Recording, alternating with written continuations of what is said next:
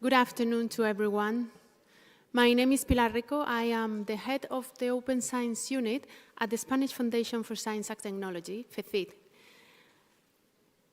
It is my great pleasure to welcome you all here today in our house in Alcobendas, Madrid, to celebrate the public event and the launch of the ALMASI EU-funded project.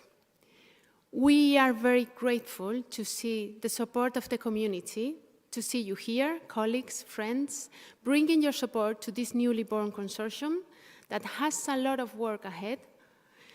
Nice work, challenging and definitely rewarding work that we will be conducting, sharing the enthusiasm that we share with you in favor of open access diamond publishing models. I'm going to give over the floor to my colleague, Adam Brandstatter-Kuntz. He acts as the coordinator of the project. I promise I will be able to pronounce his surname in 1 month's time. It's deliverable 1. Thank you very much and welcome.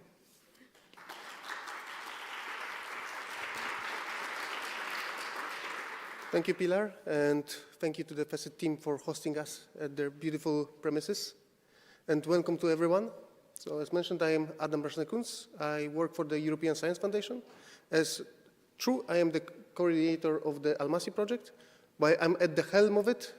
It's not me who do the hard lifting, but our beautiful, talented partners that will bring you a bit closer the idea behind the ALMASI today. So I hope that you will enjoy and follow us in our journey. We will launch our social media and communications soon. So look out in the various channels, and thank you again. I will give floor to Virginia, that will be Master of Ceremony today, and will introduce our first speakers. Thank you very much.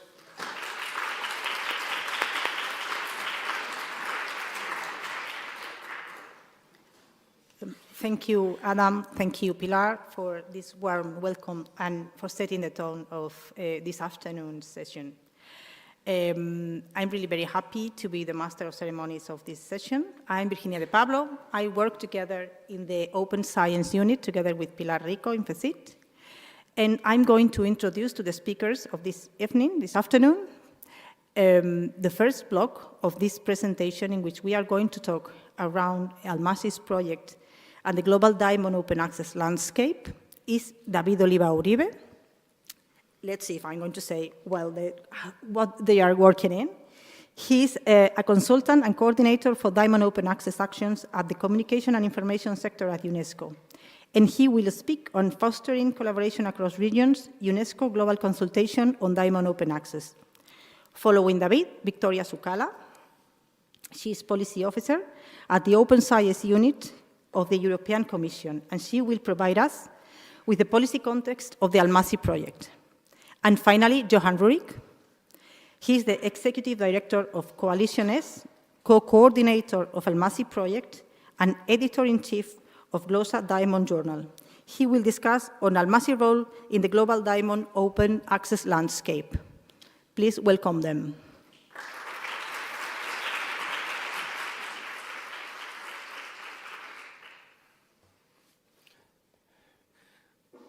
Good afternoon, everybody. Thank you very much to all members of the consortium of the ALMASI project for the kind invitation, and I'm very excited to be here. And on behalf of UNESCO, we congratulate that you have come to this very significant milestone that is the launch, and that you are preparing all this big effort to have this work project. And in achieving everything that you have set for the project that will obviously bring a lot to the scientific and academic community. So thank you very much for allowing me to present the work that UNESCO is doing right now with the support of Diamond Open Access. As you know, UNESCO has been working on the recommendation Open Science that was published in 2021. And of course, for UNESCO, it's a big commitment to place and to frame science as a public good for the benefits of all humanity. And this has a lot of relation with what it is pursued by Diamond Open Access, because, of course, with open science, we advocate for equity, inclusion, openness in scientific knowledge, and, of course, in production and dissemination, which is the part that you are dealing with. In the recommendation Open Science, of course, it is well reflected what is the purpose or what are the aims that we are pursuing with the Diamond Open Access, that it's ensuring a free and equitable access to research for both authors and readers, supporting diversity, multilingualism, and of course inclusive publishing, and promoting community-driven models over commercial approaches. So we have a shared goal in the recommendations at UNESCO, and of course what we really want is to promote worldwide that can be created a sustainable and inclusive system where scientific knowledge is openly shared and accessibly for everybody.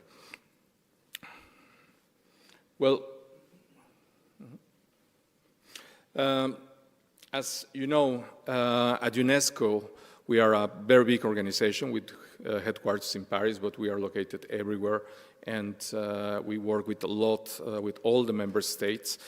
And we work intersectorally, so there are many areas of UNESCO that we are working on the recommendation on open science, and that has a direct impact into Diamond Open Access. Of course, one of our big tasks is, in different sectors, is to monitor and to advocate for the implementation of the recommendation on open science. But we work strongly in key areas that are very related to what Diamond Open Access is promoting. So in this case, we work quite extensive in open access, open data, also data governance, open educational resources, and of course what we aim to through the member states and the work we have with them is to promote equitable access to knowledge and to have followance of the FAIR principles, multilingualism, and biodiversity. So you will see also tomorrow the presentation of my colleague Anna Persic, she is directly related to the recommendation Open Science, and I am more related to the Diamond Open Access portfolio. So how we get involved more related in Diamond Open Access? Well, I'm very happy to see here the many faces that they were promoting the creation of the first summit on the global summit on Diamond Open Access in Toluca, like Ariana, Lydia, Johan, Pierre. So many of you were discussing how to get together, how to get the regions together. And UNESCO was very honored to participate in this event, which was really a success. And the success of this event, the contribution of all participants, and of course, what we see, this global approach gave us opportunity for UNESCO to commit to coordinate global efforts on Diamond Open Access community. And during the summit, we highlight the importance of developing a global collaborative framework aligned, of course, with the recommendations that we are promoting. Then, after Toluca, so we continued the discussions with several members of the community, and we came to the decision to launch a consultation process.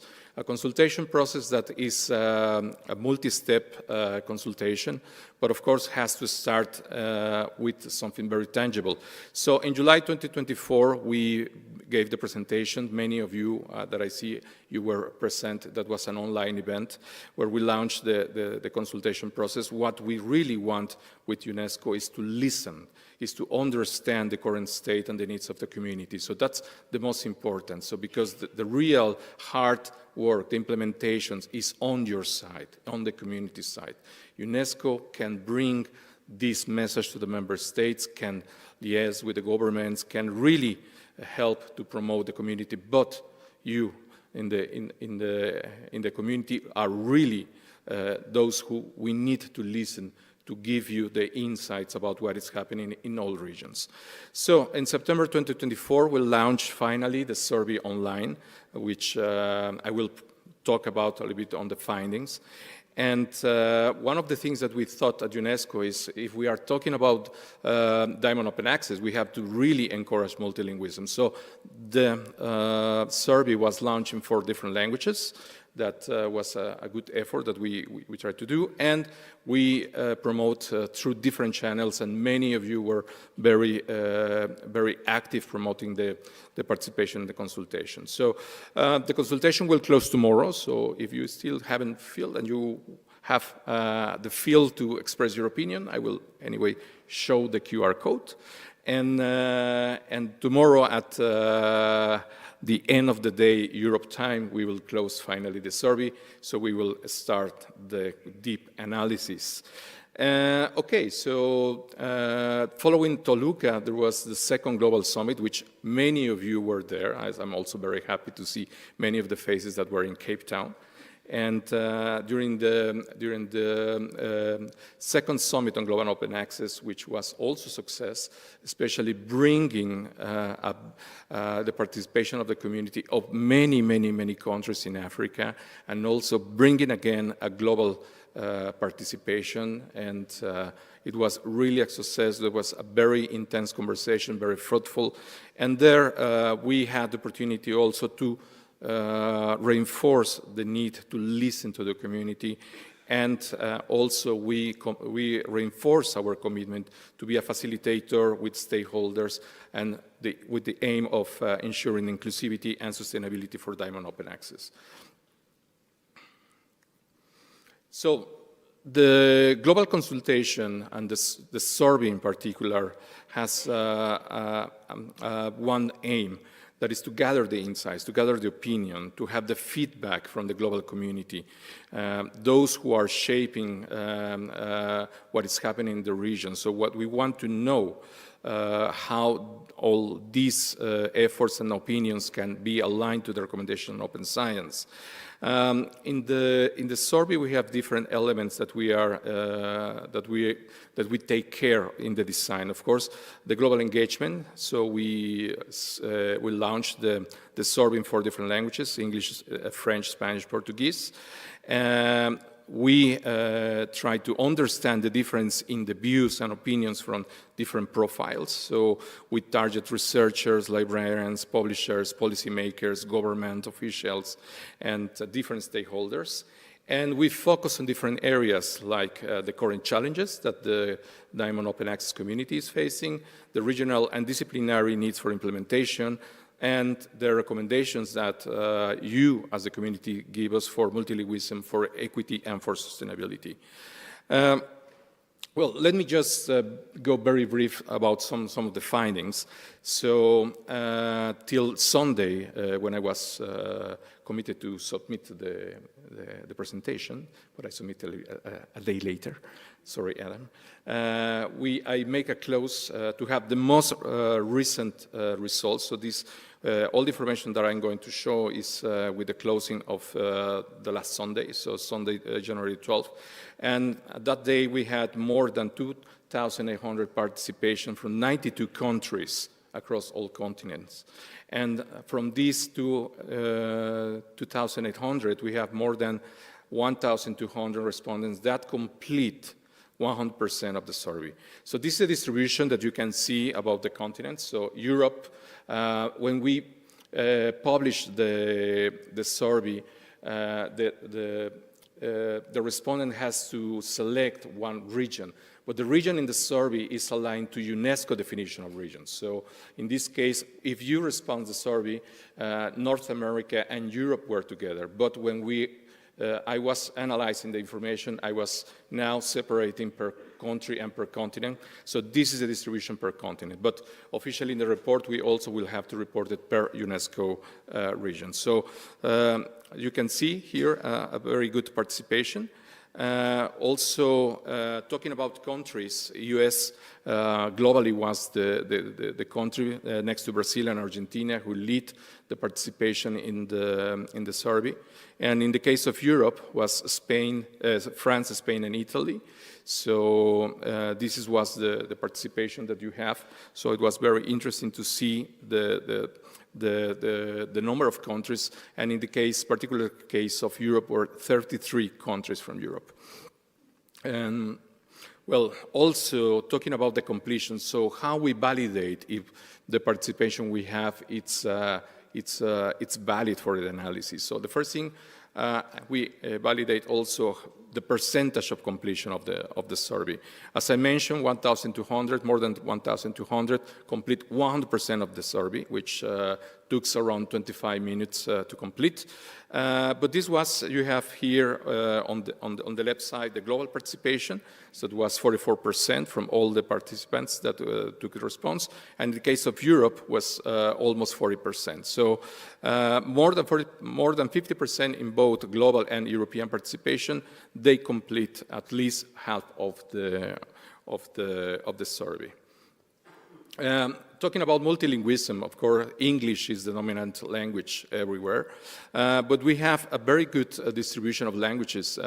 Globally, we have, after English, we have Spanish with 40% almost participation, then French and Portuguese. So we have very good participation. If you compare English and Spanish, the results are quite similar. So we are very happy that we have this input in different languages. In the case of Europe, if you see French were more dominant that in the global case. No? So that gives you an idea about the contribution in multilingualism. Okay. I think I didn't change, right? Sorry, I was changing here and changing there. But I will now go again. So this is the case for this is when you're managing two things at the same time.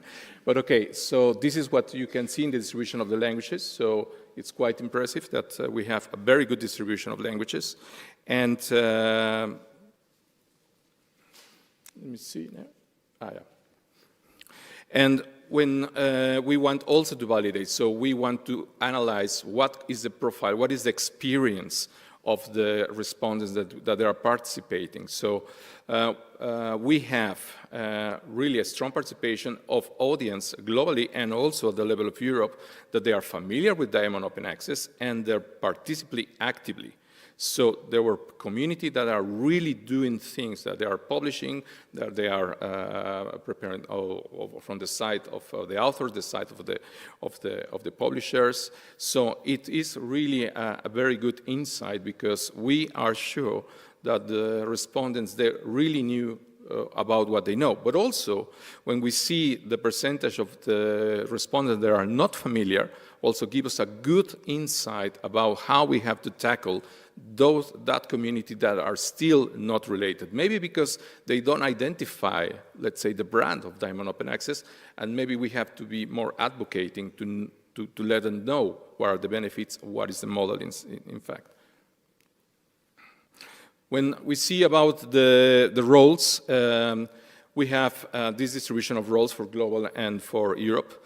So we have leading in both cases, the researchers and the librarians. So it was a very well-balanced participation of both profiles. So we are very happy also for the case of the Europe analysis. And I focus also today the analysis for Europe because tomorrow is the launch of the European Diamond Capacity Hub, so I thought that it would be very interesting also to show the European landscape besides the global landscape. So, but in the report, we will have all the regions analyzed and reported as we did. So, sorry. Okay. This you see, right? Okay.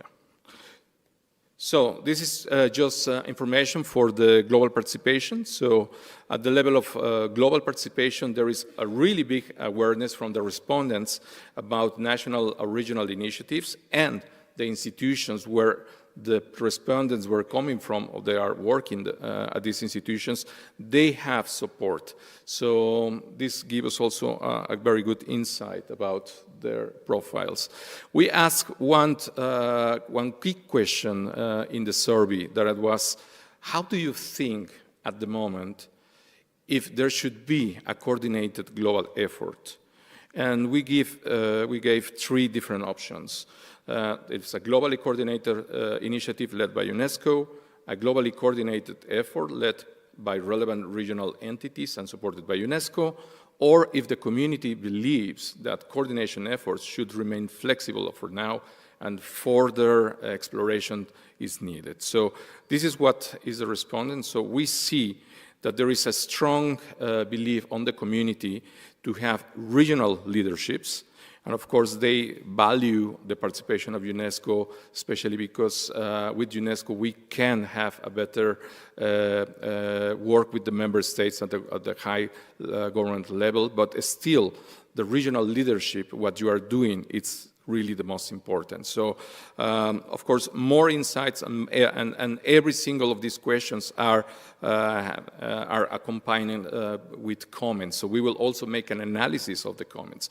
It's a complex analysis because we have responses in 4 languages, so we have to translate all the responses into one single language and then start the qualitative analysis of every single response. But okay, it's a very nice effort that we are doing here. So another insights, just not to go through all because it was quite extensive, the insight, but in general, the participants' view is that they are really making a priority to have standardized diamond open access practices and also to have sustainable funding models.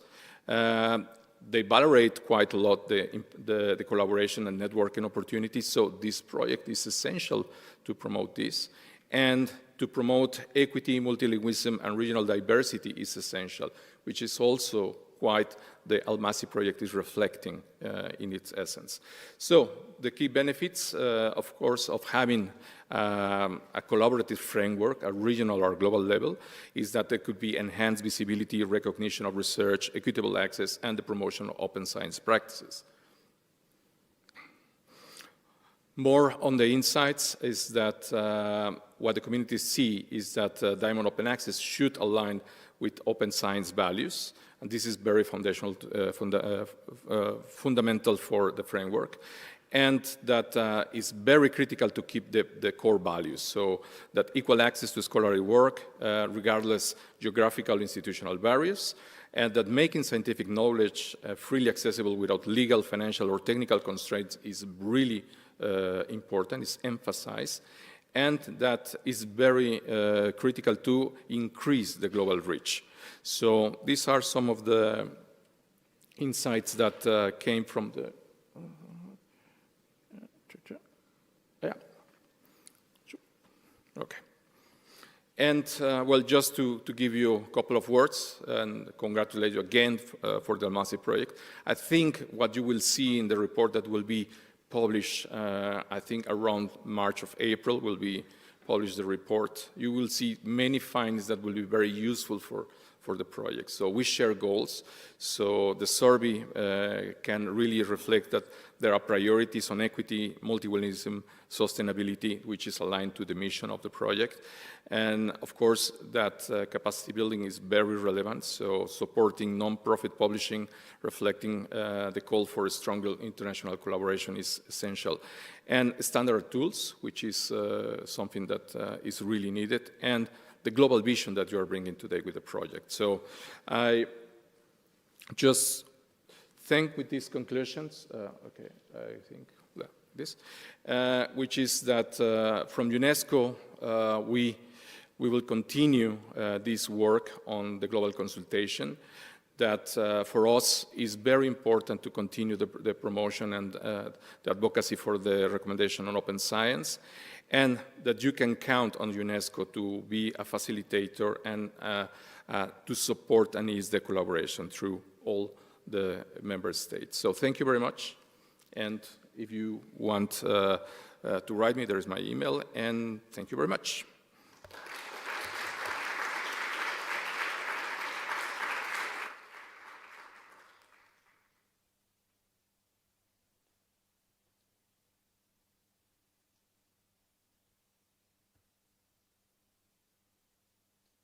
do I just go to the next slide? This is your computer? Yes, I only have I was not told that we are bringing our computers. Sorry. Was I supposed to bring computer here? I was not told that. Yeah, perfect. Sorry. Excellent. You can leave your computer here, though. So, good afternoon. I'm Victoria Tsukala. I work in the European Commission in the Open Science and Research Infrastructures Unit. And I'm super happy to be here with you today. Yes, the microphone, absolutely.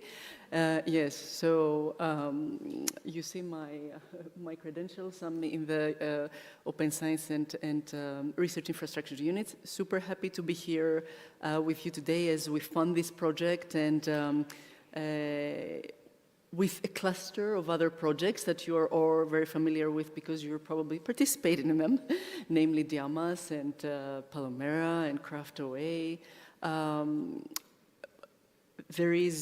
We have supported, we have put our little contribution or bigger contribution to supporting Diamond open access and across Europe and now across the globe. So I'm very delighted to be here for this reason, and also because I know a lot of you personally too.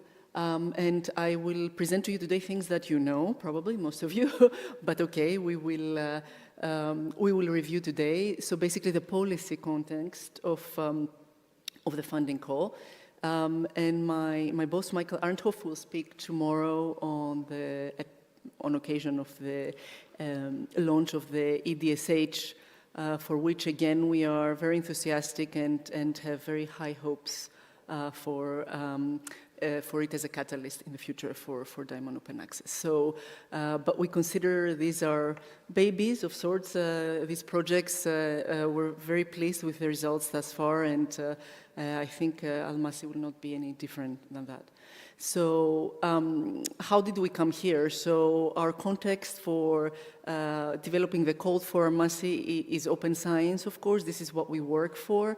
And I will not repeat all the details. The European Commission has supported open access and open science for a very long time. Initially open access and gradually open science to the member states through recommendations and also importantly through its funding instrument, the Horizon programs, FP7, then Horizon 2020 and Horizon Europe, which are basically models that are commonly emulated by member states. So, and although they don't give most of the research budget of Europe, nonetheless, member states look to them to formulate their own policies, so that's quite important. So ALMASI has been born, the call, in the broader context of our open science, evolving open science policy. And so just very briefly, we are trying to support basically open science policy through by improving the practice through policy. And these are, you know, largely also requirements to our framework program for immediate and unrestricted open access to scientific publications, research data, and other outputs, as well as research output management in line with the FAIR principles, early and open sharing of research. Recently, Horizon Europe, I don't know if you've noticed that, has an emphasis, a hidden emphasis as part of open science to ensuring verifiability and reproducibility of research outputs, and open collaboration actually with all other knowledge producers before outside of the limited research realm, including citizens, civil society, and users. And we're also supporting enablers to get us there to open science. And open science is actually interestingly defined in Horizon Europe, which was not so, for example, for open access in the previous framework program. And you may think nothing of that, but we fought a huge fight also in the trilogues to put that definition in there and to anchor firmly open science and its definition in the framework program, because that makes it an important policy that is then funded. So, so we are trying to support open science as the modus operandi. Yeah. They cannot hear me, sorry if I move. So open science as the modus operandi of doing research, basically, in various ways. By supporting incentives and rewards.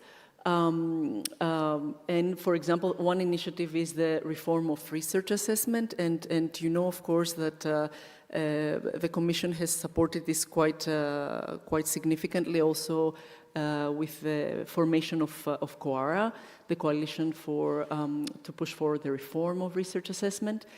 Also by supporting legislative and regulatory environment that is fit for researchers, and this is a major project that is ongoing now in the context of a potential European Research Act, as well as supporting open research infrastructures and skills such as the Open Science Cloud. Many of you know that the European Open Science Cloud aims to create a seamless environment for researchers to work with access, research data and tools, but effectively it is actually a process of federating existing and new infrastructures at the European level.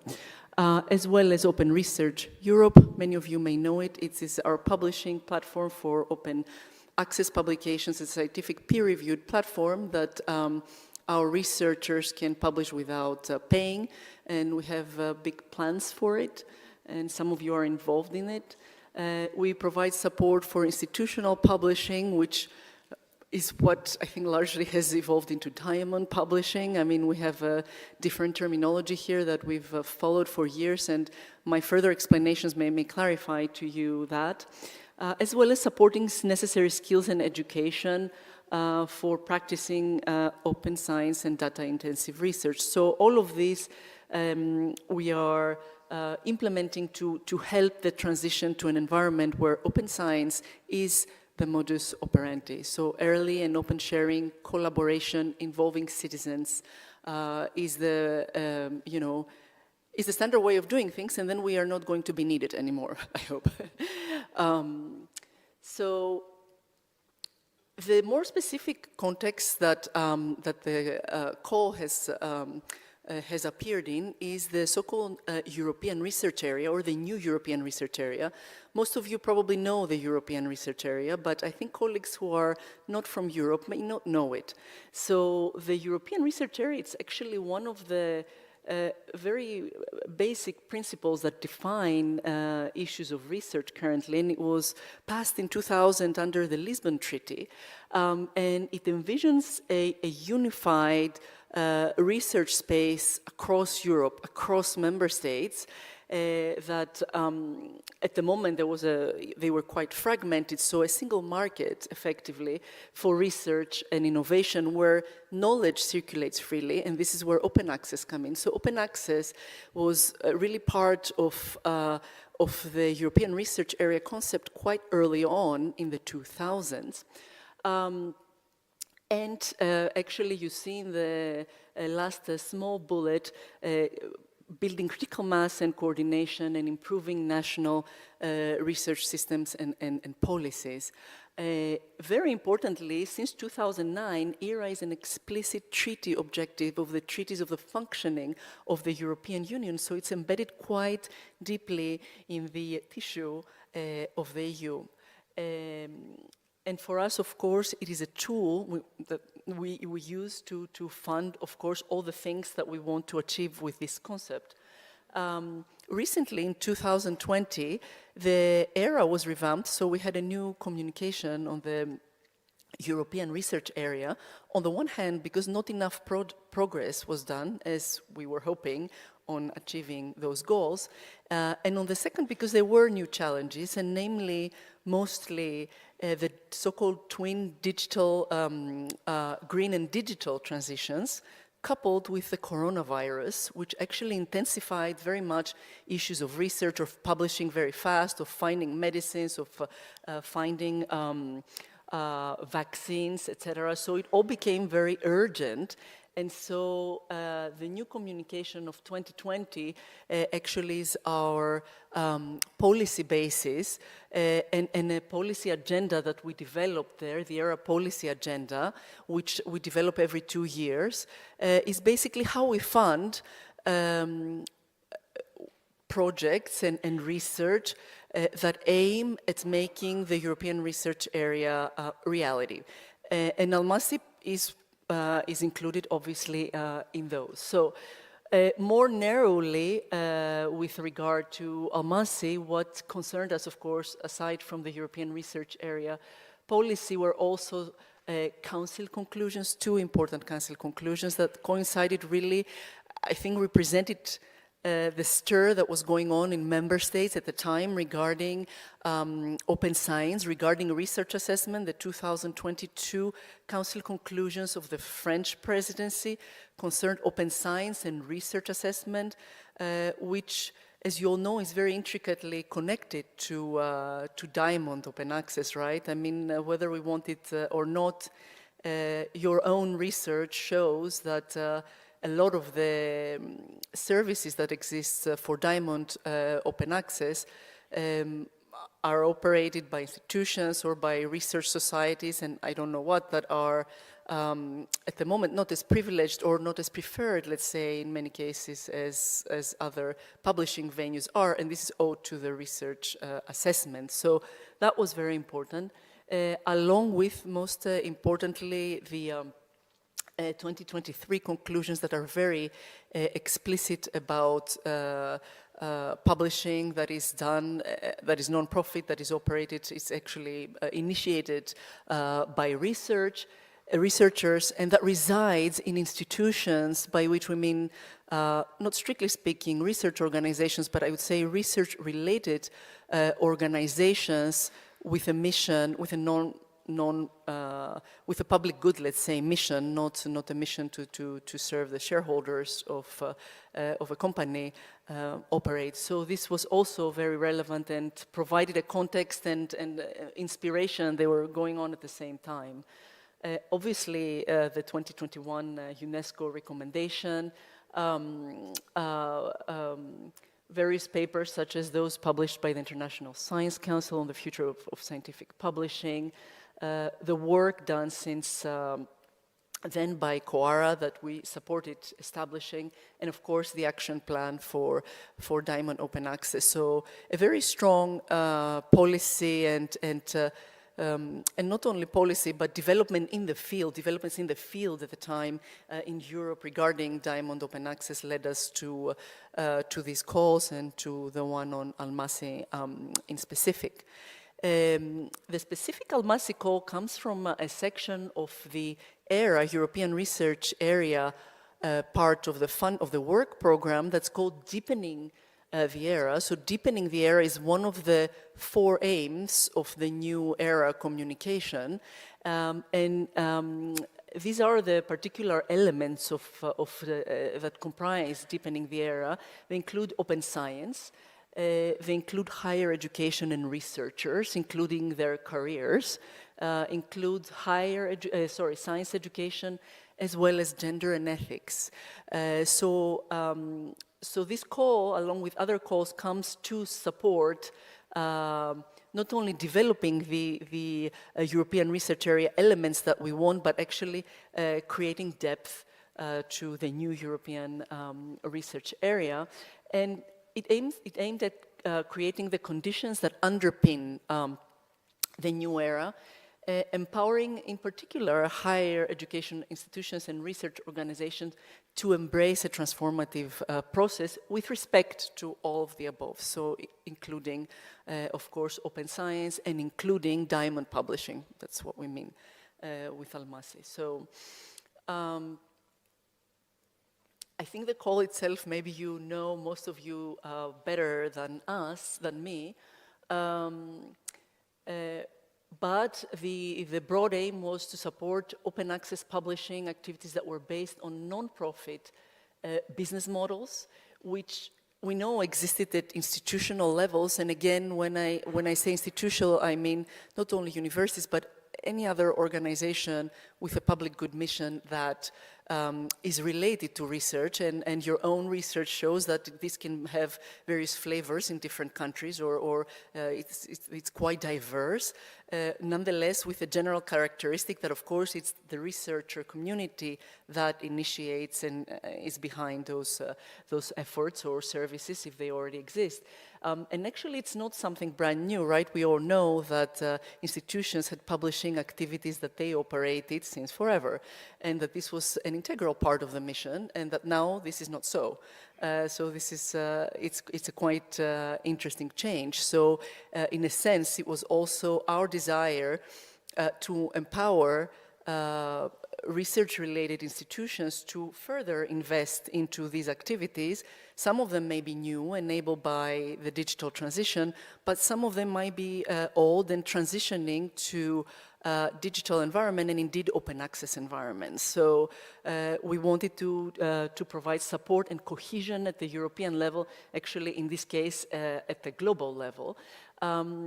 We do believe that they're more equitable, as they usually enable inclusivity at much higher levels than other types of publishing, and that they actually provide a very healthy diversifying factor into the current ecosystem.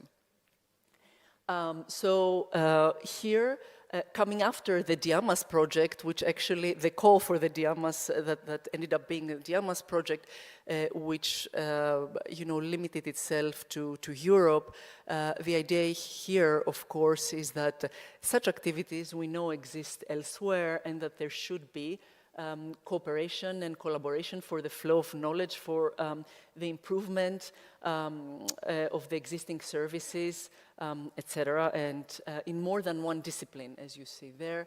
And I think in terms of the activities that we wanted to fund, and I think you've structured your proposal very, very well according to what we expected. So we expected to know more about it, to have more knowledge, to know more about good practices, as well as implement practices that will strengthen high-quality publishing services at a global scale, and leave something, train people as well as leave something for the future, so develop training materials, organize trainings, and the such. And I think your project has, has promised to do all of that. So here are exactly the expected outcomes. And as we said in the Commission, I mean, we gear, or we steer rather, our calls towards specific long-term impacts for the European research area in this case, and this is, of course, increased equity, diversity, and inclusivity in open science practices, as well as structured mechanisms to transfer those practices and to collaborate from one region to the next. I think I've run out of time. Hopefully, some of you who do not know about the European research area, which I think many of you probably know, learned something today. Just to finish by saying that we are super excited here. I think ALMASI will also, put the seeds for perhaps the Nascent Global Diamond Alliance. So we are even happier for that, and we also have high expectations, which I think will be met. But I should say happy start to your project, and we will be following closely. We are again, as I showed you from our overall policy aims, we're very interested in supported diamond, and we'll be following, and also for the future. That's quite clear. So thank you.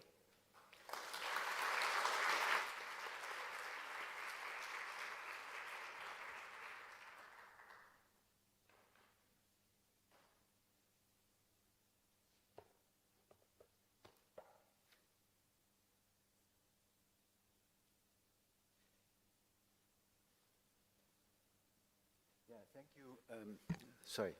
Thank you, Victoria, for such a perfect setting of the project. So I'll present the project now as we presented it to the Commission as it was approved, and I'll give you the broader context as well.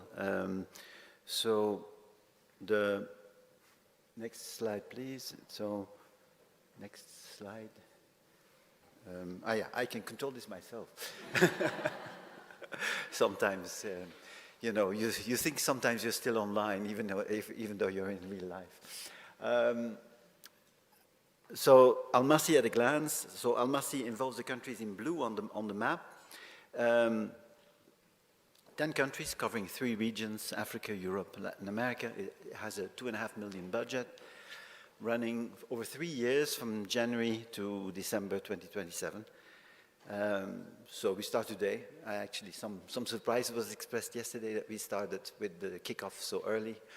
But of course, we know what we're doing, right? I mean, we have done this before. We have a community that we can count on, and we are expanding that community now to Africa and Latin America, and I'm extremely pleased about that. 15 partners from 10 countries. The goal is indeed to build a globally aligned, non-profit, high-quality and sustainable scholarly communication system, a phrase that you have seen elsewhere, for instance, also in the conclusions of the Council, and in other, also in the recommendations of UNESCO that David already alluded to. So you can see that, in fact, all the eyes are directed towards this same goal, namely it should be possible for the academic community worldwide to take back publishing in its own hands and to create a not-for-profit, high-quality, sustainable publishing system that we can all participate in, that works without fees and that is firmly rooted in the communities that support it. So that's the ultimate goal, and now the question is how we are going to do this. Of course, so we have a number of objectives that correspond to the ones that, to the activities that Victoria alluded to. So the first objective is to gain a better understanding of the differences between the regions in Africa, Latin America, and Europe. We know there are differences, but in fact, we have a very broad understanding of that, and that understanding needs to be deeper. And of course, we can bring to bear a number of the projects that we have carried out in recent years, the Diamas project, Craftway project, but also the project that was funded by Welcome in collaboration with AGEL and Wacken and Eiffel, which is the logo on the lower right. Second objective is to create good practices of service provision in 7 core components of the Diamond Open Access Standard. So the Diamond Open Access Standard is a tool that we developed in the Diamas project to sort of say, well, you know, these really are the standards that Diamond Open Access journals should adhere to. We know that there are similar such standards in Latin America and in Africa, and what we would like to do is to compare these and to see if we can come to a common understanding what we see these standards to be. A third objective is to improve technical and scientific quality of publishing solutions. Well, we need to enhance the interoperability and other things. And then finally also stimulate development of institutional and national policies that support non-profit OA publishing with funding. This is already the case in some regions, this is the case, for instance, in Latin America. It's beginning to be the case in Europe as well, thanks to the actions that Victoria described, I think. Yeah, these are really help towards us towards that goal. And in Africa, this is certainly something that we still need to do. As Susan always says, AGEL is not supported by government subsidies, and this is something we would need to change in the ideal scenario, that, you know, we have alignment in the 3 regions, that governments and institutions actively participate in the sustainability of this infrastructure. Okay, so the impacts that we hope for is greater alignment of the non-profit scholarly publishing models across Africa, Europe, and Latin America. Sustainable cooperation and knowledge transfer between these 3 regions, and increasing the share of non-profit scholarly publishing services in these 3 regions. And yeah, so those are the impacts that we're looking for.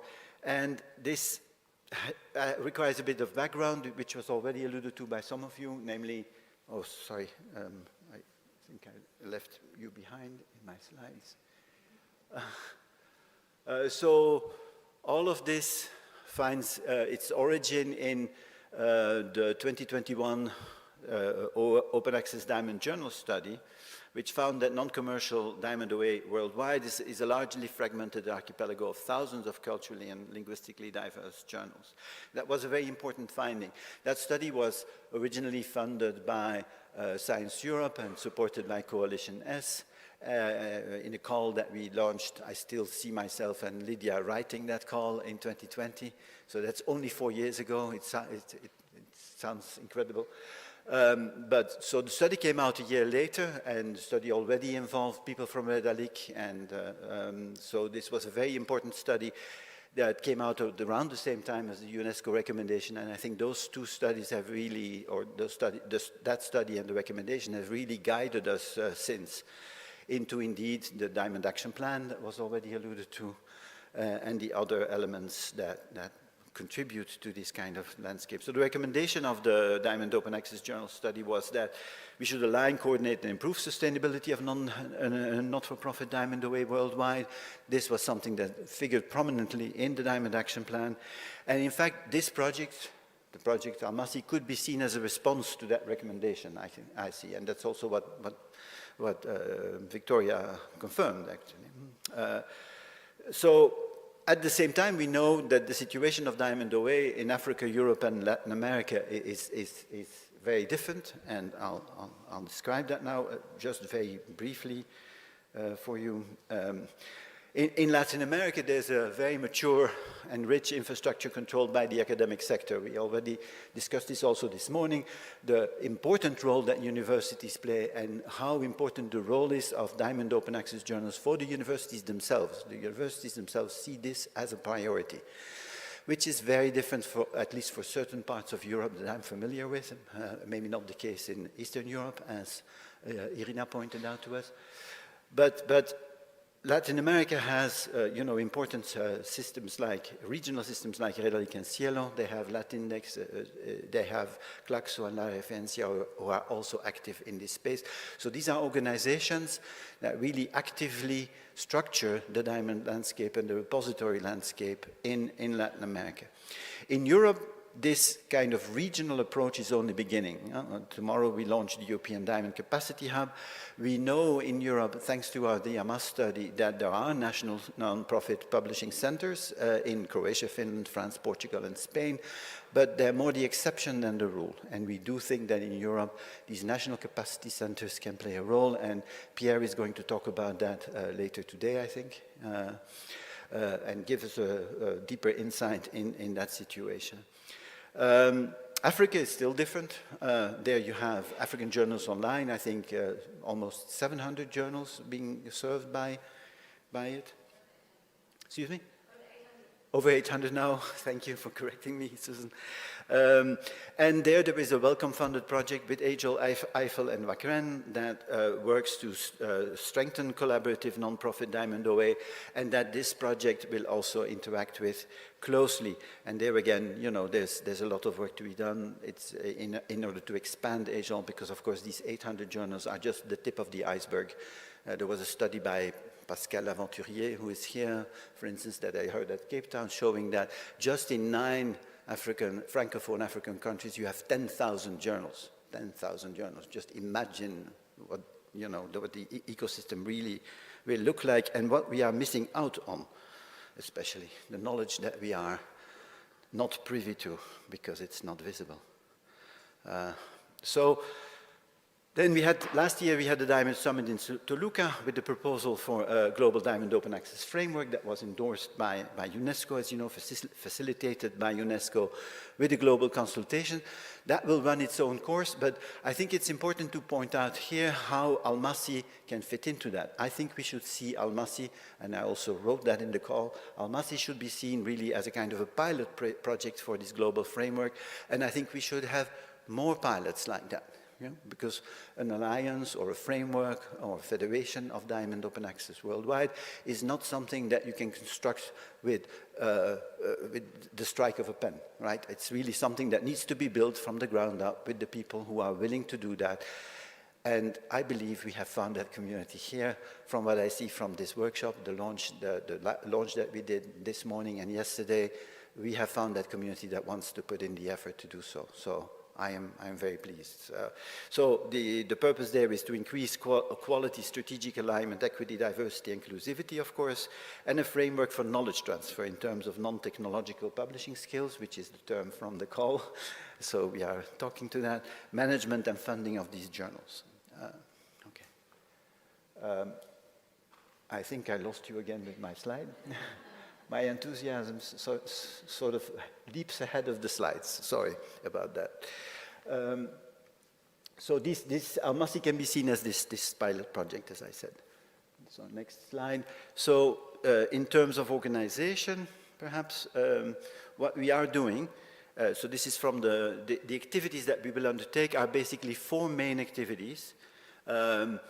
There's a mapping activity of non-profit publishing services and solutions. There's a quality assessment and alignment activity that will be led by FECYT in terms of in terms of how to adapt the Diamond Open Access standard. Then there is an activity that will be led by PKP, specifically training development. In order to have journals, you need editors, and editors need to learn the job. I mean, I'm an editor myself for 27 years, and it's really something that you have to learn. And as I always say, you only become good after 10 years. But, you know, it's a skill, it's something you need to learn, so you need to have training courses to bring people up to speed.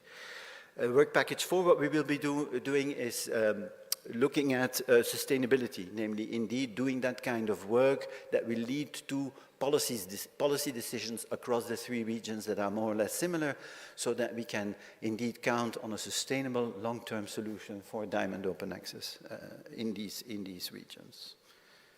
On the next slide, I spell out those activities. So the way we've organized this in terms of methodology, this is perhaps less interesting or too detailed for you, but you know, feel free to tune out. Slide, thank you. Yeah, you have to tell me.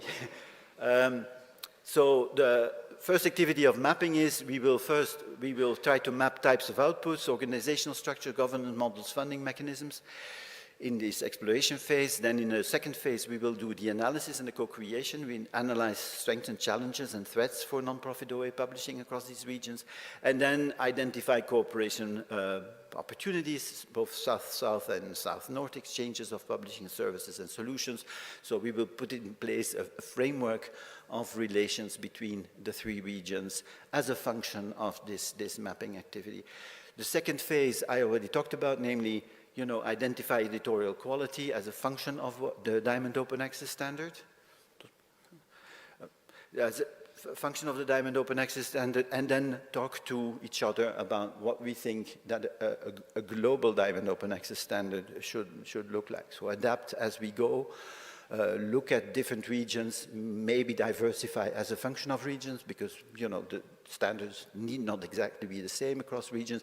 This is something that we will decide as we go on. So we will facilitate mutual learning and global alignment there, and looking at the various publishing quality instruments going forward. And then finally, I'm almost done. Activity 3 is about skills. It's really about training and curricula formation so that people can, you know, learn how to be an editorial skills and management skills and how to set up a journal in their own time with self-paced courses. There again, we may have to identify gaps in the various curricula, find regional partners, improve and align initiatives of training, and finally fine-tune this curriculum design, and then create knowledge exchange again between the capacity centers and see how they can help each other build sustainable training pathways and curricula. 4 is about sustainability, as I already mentioned. Sustainability led by Eiffel and Spark Europe. So this is really about looking at national policy landscapes, what is there, what is not there, identify best practices, manage a forum, perhaps also for these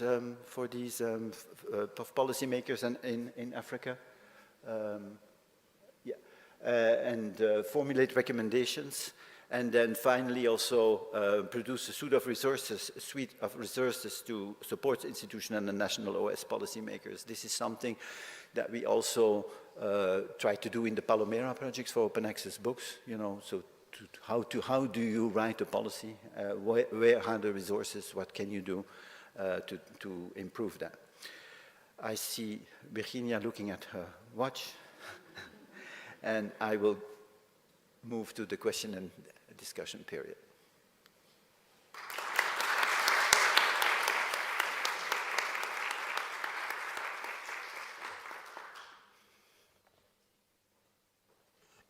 Well, thank you to our speakers for the rich presentations. We are supposed to have 10 minutes of questions and answers, but we are out of time. So maybe we are going to have 5 minutes. Let's see how many questions are.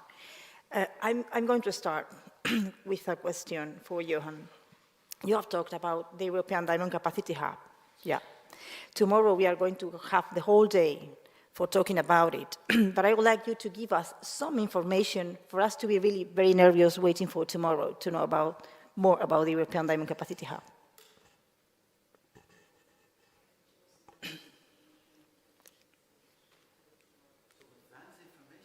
Please, short advance.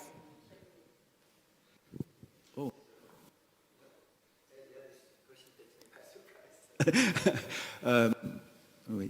Well, yeah, I didn't expect the question. Let me think. Well, you can't reveal everything, huh? You can't reveal. Pierre, help me. Lost. I didn't expect the question. Yeah, Pierre, please. Do you want to? Yeah. So, and me, we are playing twin role. So the EDCH, European Diamond Capacity Hub, is a coordinating body to coordinate the different stakeholders across Europe, the European research area on promoting and developing diamonds. And it relates heavily with the ALMASI project because, of course, as Europe is one of the main regions addressed by the ALMASI project, the European Diamond Capacity Hub will play an important and instrumental role in cooperating with our partners in Africa and in Latin America to move forward the diamond model at the global level with the help and support of UNESCO. So the lineup here makes sense. And stay here to know more about it. Thank you, Pierre. Any other question? If you have any question, raise your hand, please, and a microphone will be brought to you.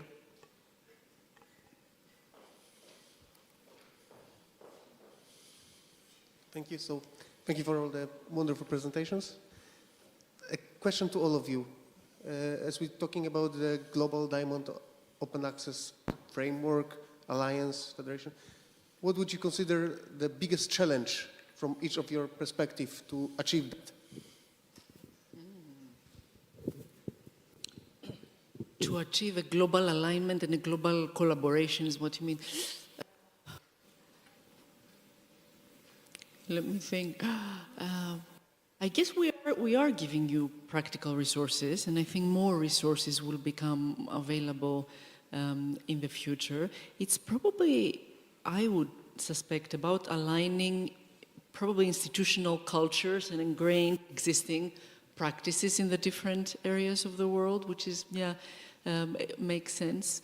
And another thing that permeates the issue of diamond open access, and I think this is global because research is global, is research assessment. I mean, I think we need to give the resources and the collaboration in Europe and across the globe to support such services and to support the development of more such services and their alignment. And that's one part, or of existing services and new services, minimum standards, technology, all of these things that are described here or that Diamonds is doing, the Capacity Hub will be doing, etc.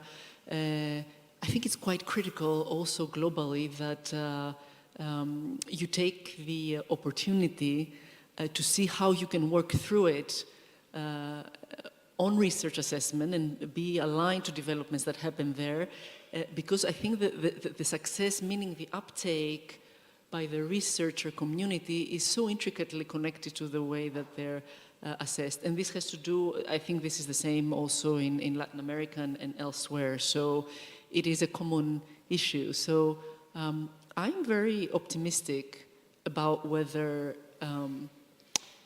what you have set up to do here and what perhaps the Global Alliance will be doing will be gradually achieving its aim. It's high time.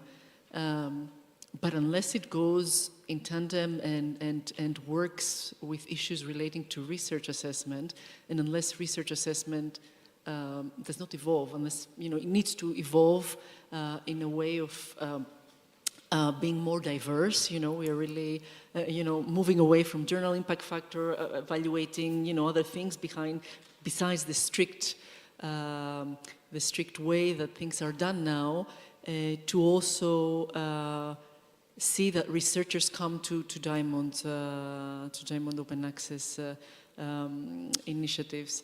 I think it's, the way that digitization happened and commercialization of publishing became more centralized and went outside of the universities, had these effects that we all see. But I think it's intricately connected to Diamond. So I think research assessment will affect, and the way this goes will affect Diamond, will affect at the European and the global scale. So,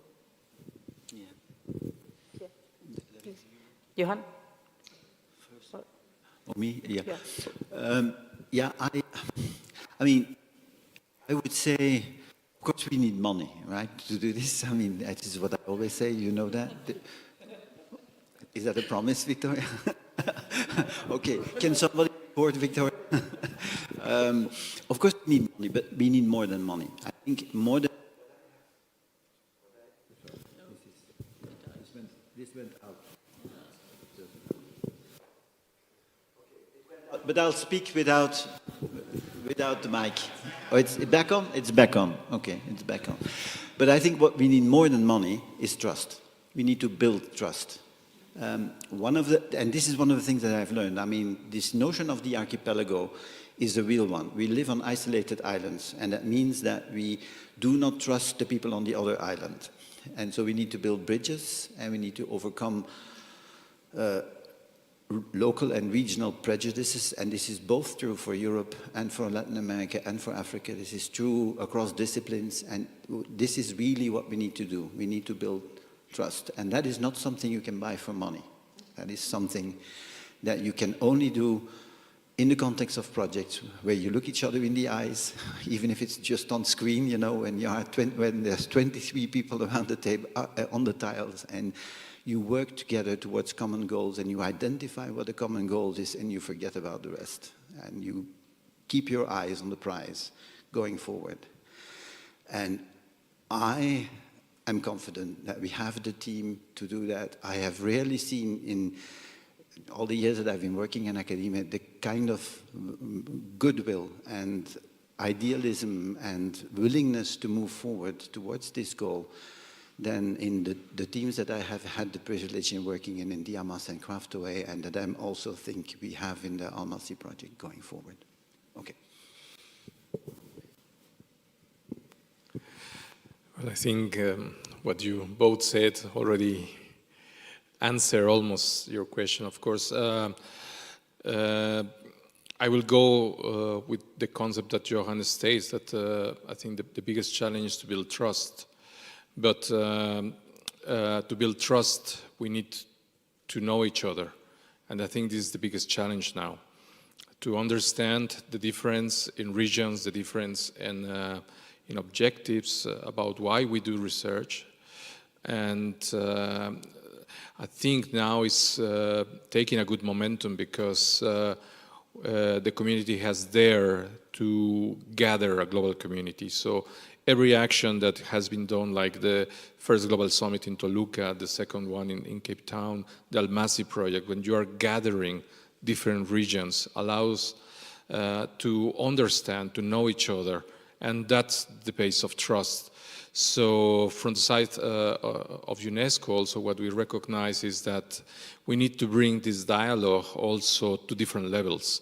I think the engagement that this community has to also to raise also to the government and to funding agencies. So we have to bring this message across different levels, and that's why also there is a key component for the success of Diamond Open Access, that it's research assessment, because we cannot bring the message to the governments that are actually the final decision makers on how the money for research will be used and how to define the priorities, if we don't also allow them to have a tool to observe that the goals that are placing on the public funding are achieved.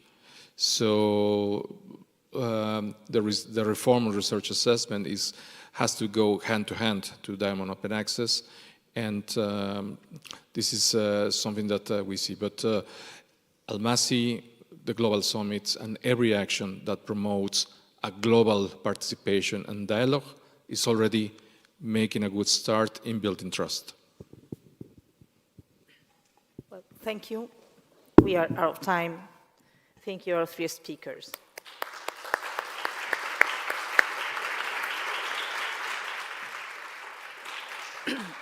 Well, now we are moving on to our second block of presentations this afternoon. We are going to focus on the state of play of the three regions involved in ALMASI. So our speakers are Arianna Becerril, Susan Murray, and Pierre Munier. Arianna Becerril is the Executive Director of Redalic, and she will focus on Latin America. Susan Murray is the Executive Director of the African Journals Online, AGEL, and she will talk about the situation in Africa. And Pierre Munier is the co-coordinator of Opera's research infrastructure and the coordinator of the AMAS project, and he will talk about Europe. Thank you, our three speakers.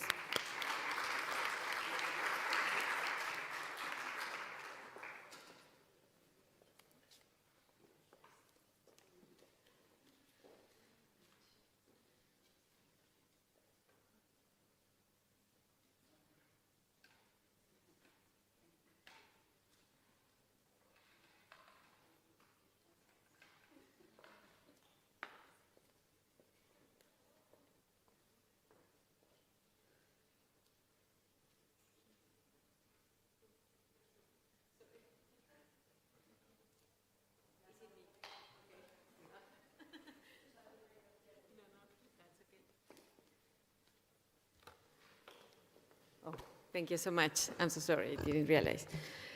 Well, thank you very much for organizing this event. I really feel honored to be here. Muchas gracias a los organizadores, al equipo de FECYT, a Pilar y todas las personas por esta hospitalidad española que siempre se agradece. Muchas gracias. Thank you very much. Well, I will take my 10-15 minutes, I think, to describe just a general overview from the Latin American context. I think Johan already described perhaps some of the key points of the Latin American ecosystem.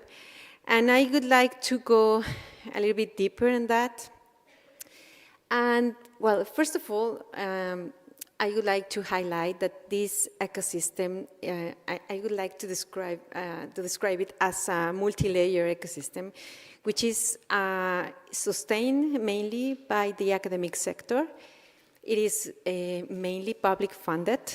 We have in the first layer hundreds of universities, higher education institutions, research associations that are in charge of publishing journals, and that are not only funding, but creating and providing this space for journals to be preserved, non-profit, non-commercial, and owned by the academic sector. And I think this is key for the Latin American ecosystem.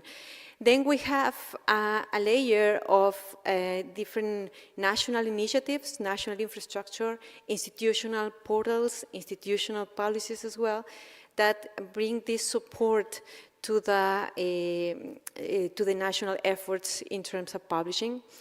And then we can find different, at the top layer, different infrastructures, indexes, journal portals that are providing added value capabilities to the journals. So these services that are sometimes in the commercial sector are being sold by companies. Then in the Latin American ecosystem, we can have this help or this support from open infrastructure to have visibility, to have also journal production or editorial workflow technologies, also metrics, also discovery services, and all of this in a non-profit ecosystem in Latin America. So this is working, I think it's working well. We have a lot of threats and a lot of opportunities, of course, and a lot of challenges. But two key factors, perhaps, to look at is that we have collective sustainability of this ecosystem, which is different and a very diverse scenario of stakeholders sustaining this ecosystem, but also providing a universal benefit, a benefit not only for authors and readers in the region, but actually for authors, readers, and the general public from worldwide. And I think this is very important to highlight. So in the organization that I represent today, Redalic and Amelica, of course, in our approach and working together with the community in Latin America is how we can secure the status of journals and infrastructures and many other components of the Diamond ecosystem into public goods. So, because they are already working as public goods, but we need different aspects and we need to secure the sustainability and also to show the benefit they are also providing as public goods. And in that sense, we are working with different communities in terms of identify the beneficiaries of these public goods and also to make all the beneficiaries responsible for the sustainability of these public goods. So in order to avoid the public good to be depleted, so we need to collectively sustain the public goods. So we can find, for example, that institutions and different stakeholders in Latin America are beneficiaries, but also they are contributors to the ecosystem. And we have some others that only benefit from the public good, but actually didn't or don't return back or contribute back to the sustainability of the public good. So in this sense, I just want to present very quickly some of our early results of this study from the information we have in Redalic, that we are looking at public goods, journals as public goods, infrastructures as public goods, national portals, institutional portals as public goods, and then assess different aspects of public goods in terms of the contributors and beneficiaries. And we found something like this, that the academic sector is the big owner, but also the big supporter of the Diamond Open Access spectrum in Latin America. As you can see there, in the breakdown by country, you can also see that how is the investment of different sectors, like this helix graph, you can see the different sectors, but also how the different countries are investing in sustaining and Diamond Open Access. So the academic sector is the huge pillar that is sustaining Diamond in Latin America. And here you can see the nature of the funds that are sustaining Diamond Open Access, and again, you can see a very important participation of public funding in the sustainability of this publishing ecosystem. And this is important to realize, even though this ecosystem is mainly sustained by, well, governments and the academic sector in Latin America with public funds, they are actually providing a universal benefit. So authors from every part of the world are publishing in Latin American journals, so they are providing this service, but also readers from all over the world are having access, open access to this literature well, it's openly available. So this is exactly the characteristics that public goods have. So they provide this universal benefit by default. But if we can analyze or go deeper into the interaction between beneficiaries and contributors, this is a graphic that shows the flow of different, the investment from different countries in sustaining journals. So for example, we can see in the right the list of countries with journals, so the money invested by Brazil, Mexico, Colombia, and who or which countries are benefiting from that investment. So I think this is the magic of this ecosystem is that everybody can benefit from the investment of others. And if you see, for example, this breakdown by institutions, you can actually recognize, for example, that the investment of the national, well, the Sao Paulo University in Brazil or the National University of Mexico, how many journals they are supporting, sustaining, well, producing, and which are the beneficiaries of that investment. Then you can see how many universities are actually benefiting from the investment of others. And I think this is something that is very important from the Diamond Open Access model in general, not only in Latin America, but in general. But also it is important to recognize that the use of this scientific and academic literature for educational purposes. This is taken from the database of Redalic. So the users that are actually consuming, reading this content are also serving universities, college, and different, well, higher education and education in general, but also by different countries. So this is very interesting to know how, for example, from the users, the readers of this, of the scientific articles indexed in Redalic, for example, the United States, Germany, Spain, France are the main consumers of this literature, which is something we didn't expect because it is, we have more coverage of Latin American journals.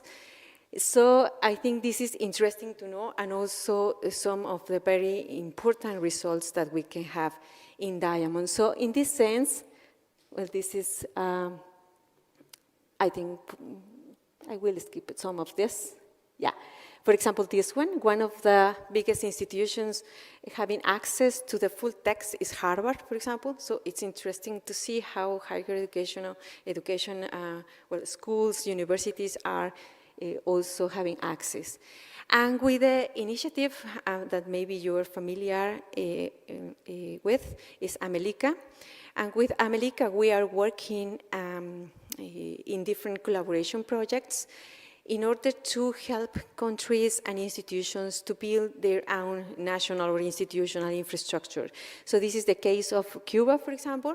We are working with the Ministry of Higher Education, Science and Technology in Cuba in order to build a national infrastructure that can provide this support for their journals, but not only technically, but also journals to be recognized in the research assessment system, the work that journal editors are doing also to be recognized and incentivized by the ministry in Cuba, and also to secure the quality. I know, yes, thank you. And we recently, and we are very happy that we recently signed this also national collaboration with Portugal. So thank you very much for making that possible as well, the University of Minho, Eloy here. And finally, this is my last slide. What to expect from the international collaboration and the participation of Redalic and Amelica also in this project? First of all, well, these 4 factors are very important for us. The beneficiaries of the Diamond Open Access journals in general, it should be recognized. So should be aware of the service they are using. So this is important, I mean, for the global community to recognize that they are benefiting from Diamond Open Access journals, and I think this is something important. Also, the beneficiaries responsible of the collective sustainability, so somehow we need to inform the beneficiaries that they are consuming this information, they are using these journals, but sometimes they are not contributing back to the sustainability of the journals. And also the benefits are recognized by research assessment, policy development, and funding, and that hopefully the contributors are also recognized internationally for sustaining Diamond Open Access as public goods. So how we can extend our methodology and an approach of categorizing public goods to this Diamond Open Access ecosystem, and to help the ecosystem in Latin America, which is, I think, strong, but it has a lot of challenges to be stronger and to be preserved and to stop, many journals that are start to adopting APC models or other business models. So, well, I will leave here. I will be happy to answer any questions you may have. Thank you so much.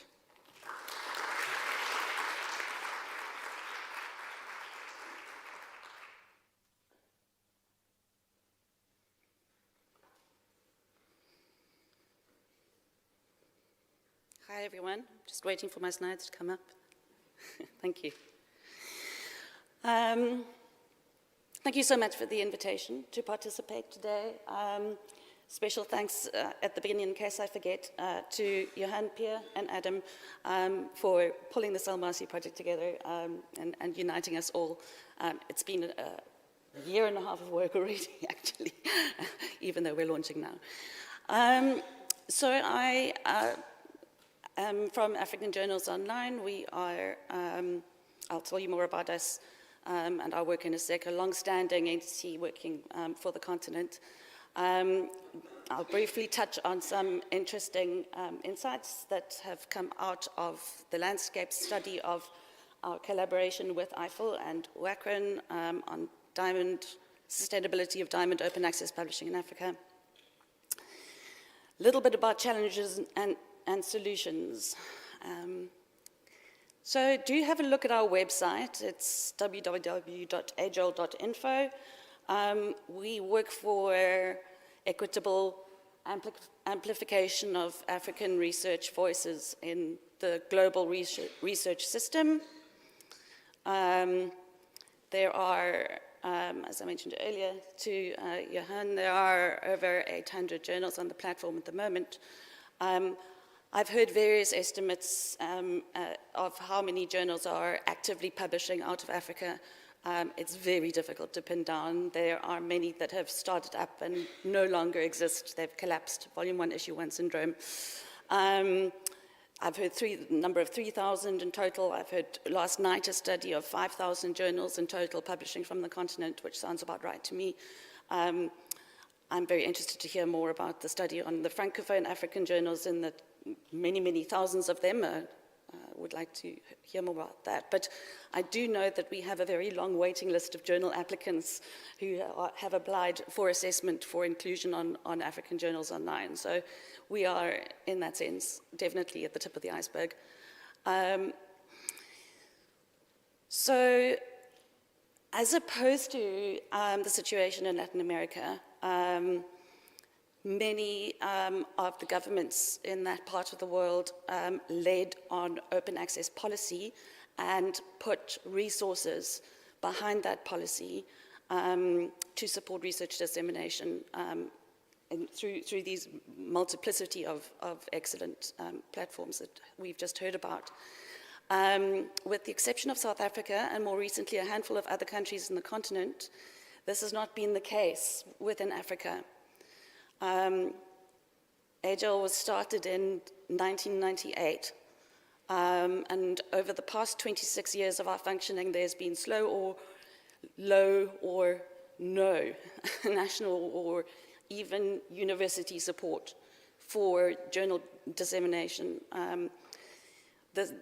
And we've been performing that function as a platform, hosting journals in order to have the research published by Africans, available for other Africans and for the rest of the world.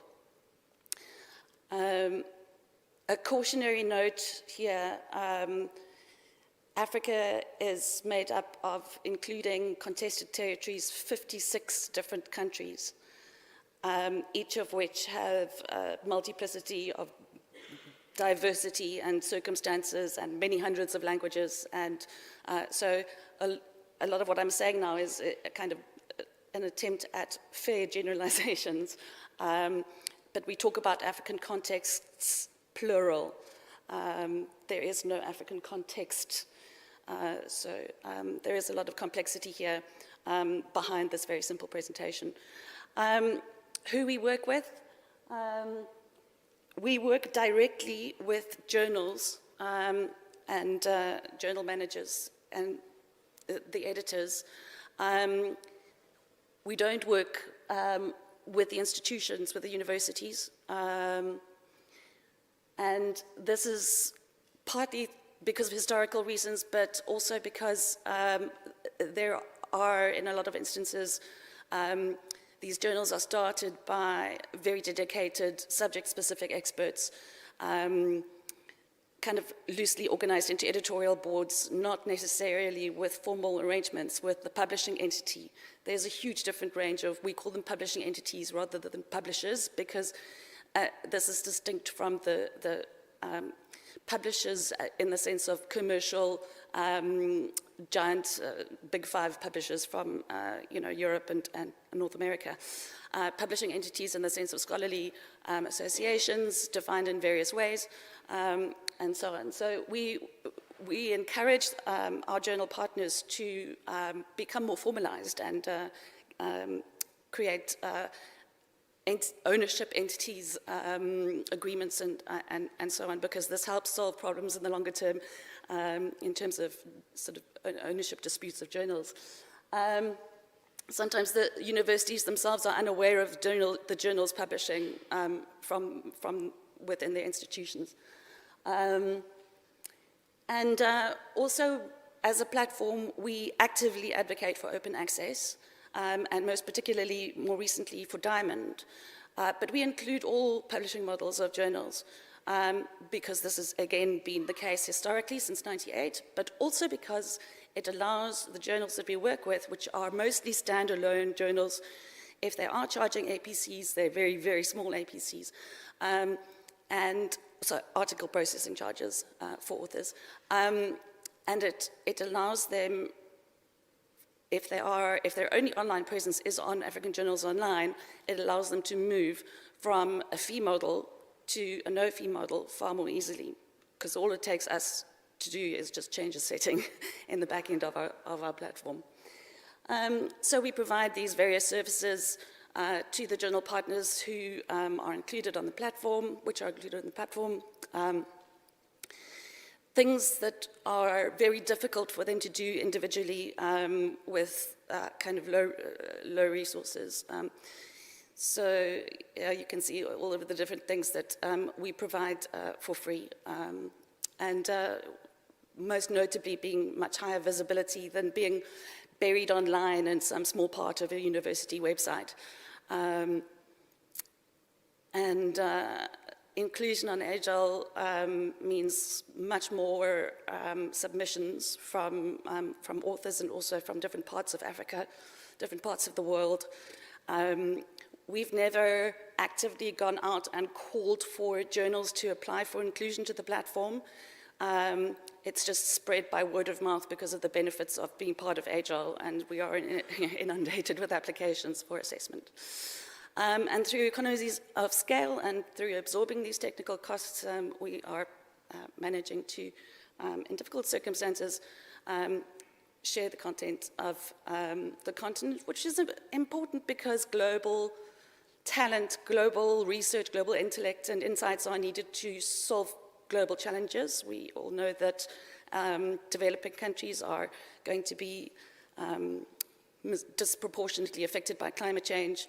And just to show, this is article downloads from December 2024, from 1 month. There were 4 million from all over the world.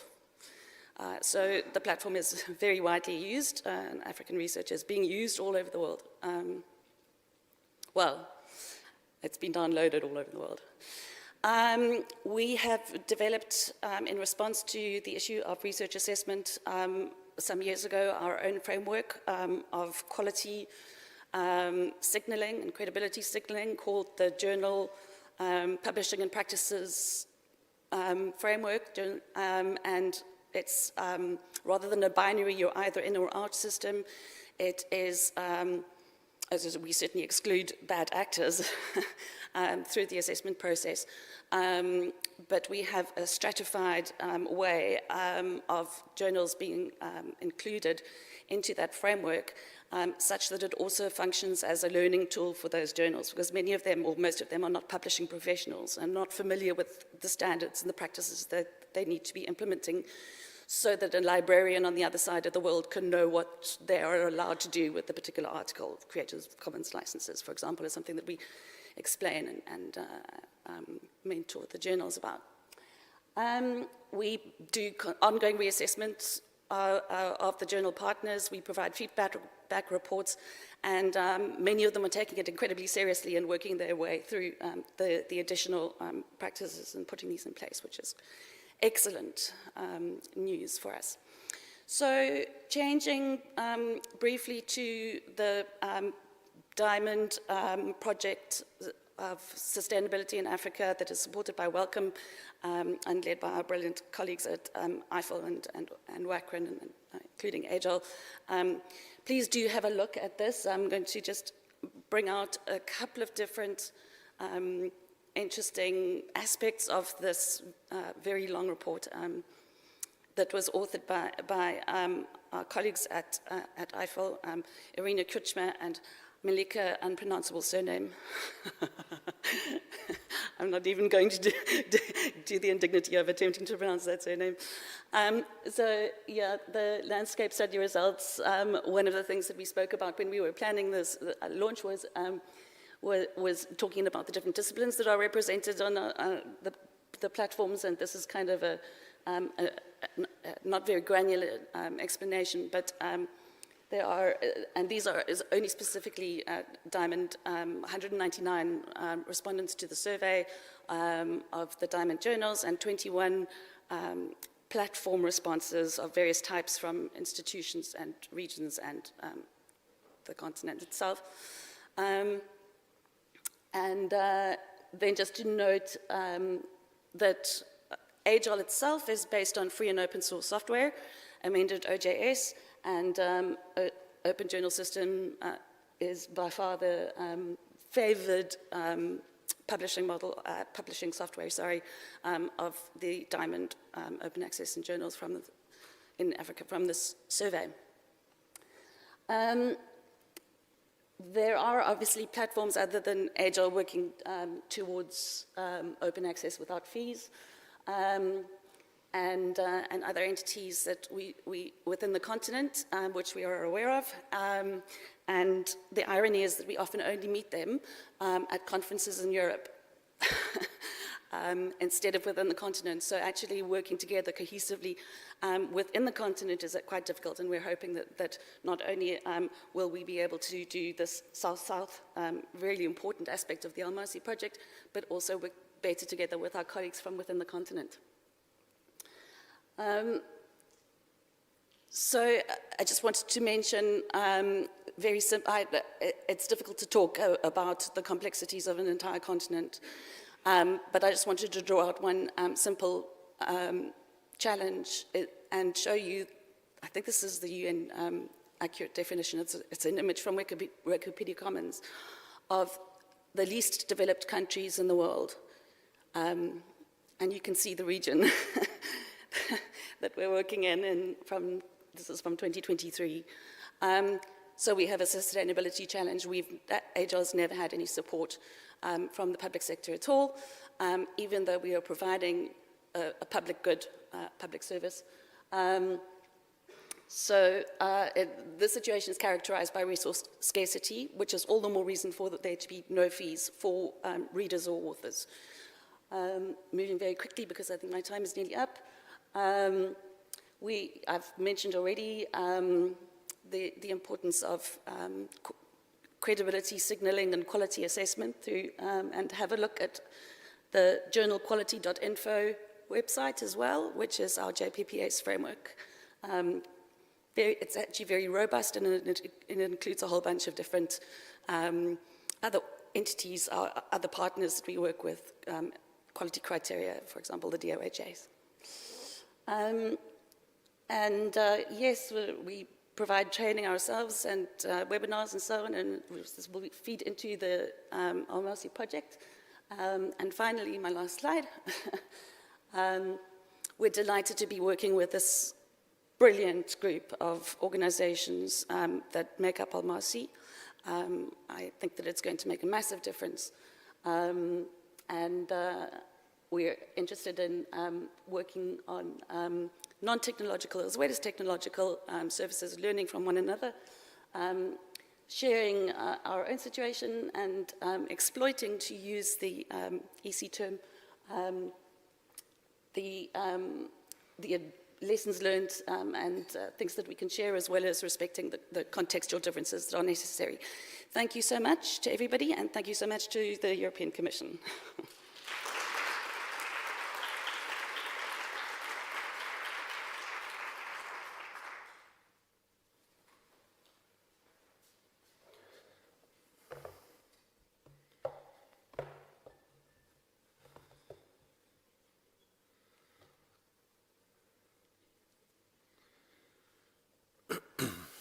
Good afternoon, everyone. Thank you very much for giving me the opportunity to present to you, let's say, a snapshot or a kind of representation of the status of diamond in Europe. Of course, it's a partial representation that I will share with you, because it's impossible to go into all the dimensions and details of this situation, but at least I will try to summarize for you some of, in my opinion, are the most prominent characteristics of the Diamond OA publishing model in Europe. For this, I will, for this, I will rely on 4 different sources. So the first source that I will use very briefly is the OA Diamond Journal study that Johan mentioned earlier on in his presentation.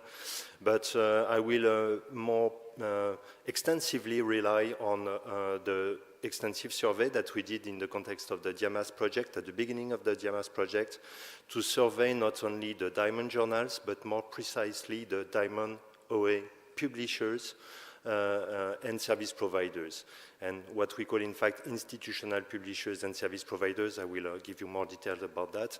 So we surveyed those types of organizations and or work collectives, and we had quite interesting, across the European research area, of course, and we had quite interesting results that I will share with you. But I will also cite and rely on the important work that our colleague Janne Polonen is doing on identifying the multilinguality of Diamond OA publishing. I will give you more details about that. Okay, so first, demographics. Basic demographics. When you go to DOAJ, it's a bit old. The situation may have changed a bit, but you see that when you go to non-APC journals, it's not exactly Diamond journals, but non-APC journals, as a first approximation of Diamond journals, I would say. You can see that when you sum up Western Europe with Eastern Europe, the result is almost 45% of the non-APC journals across DOAJ, which is an important share of those non-APC journals worldwide. So you see that there is an important representation of Europe in this domain, right with Latin America, which is the other homeland, I would say, of the Diamond model in terms of importance of the different continents. When you go to the balance between APC versus non-APC model across the different continents based on the same source, DOAJ, that's quite interesting, because of course you see that, as Ariana explained, Latin America is really dominated by the non-APC model, where the APC model is really marginal, if not almost non-existent, at least according to the DOAJ source.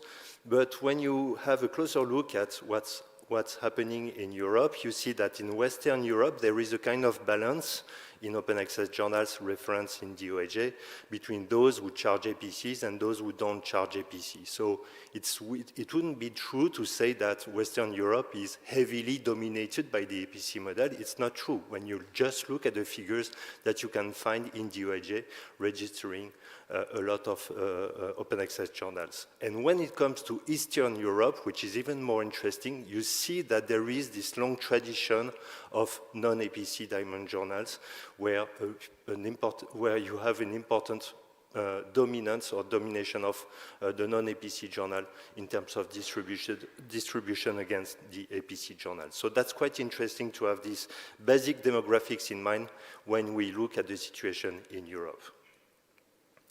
Now I will go more into the details, as I said to you, by delving upon the results we collected through the DIAMAS survey, where in fact we asked a lot of questions. I don't remember if it was 40 or 60 questions to the poor institutional publishers and service providers across Europe, where we humbly asked them to describe their operation, describe their challenge, describe their projects and so on, to try to understand who they are. It's important to make the distinction between institutional and diamond. You'll see that on my next slide. So what we surveyed here was the publishing units, publishing organizations who are not for profit and whose main mission is to support research itself, according to the European Commission definition that we very carefully followed in the DIAMAS project. So it doesn't mean, and that's an important precision because I know that our dear colleague Janne Polonen is again in the room, it doesn't mean that it's only research performing organizations in the sense of research institutions and universities, but we extended the definition to the learned societies, of course, that we considered as part of this landscape. So what did we discover about those publishing units, publishing organizations who are doing open access and more particularly diamonds? The first thing that we discovered is that contrarily to what we thought, there is not a strict equivalence between institutional, open access, and diamond. So we shouldn't have an oversimplistic representation of the reality where you have the private for-profit, which is full gold OA, and the public not-for-profit, which is full diamond. It's not the reality. The situation is much more complex than that. Because when you look at the activity of those institutional publishers, you see that 80% of them only publish all their journals in OA, which means that 20% of them publish some journals not in OA. And when you come to the diamond model, you see that only 71% of the institutional publishers publish fully diamond journals or are supporting only the diamond model for their journals. When it comes to books now, the situation is even more, let's say, balanced. 44% of those institutional publishers publish their books open access, and only 26% of, 44% of the books they publish, sorry.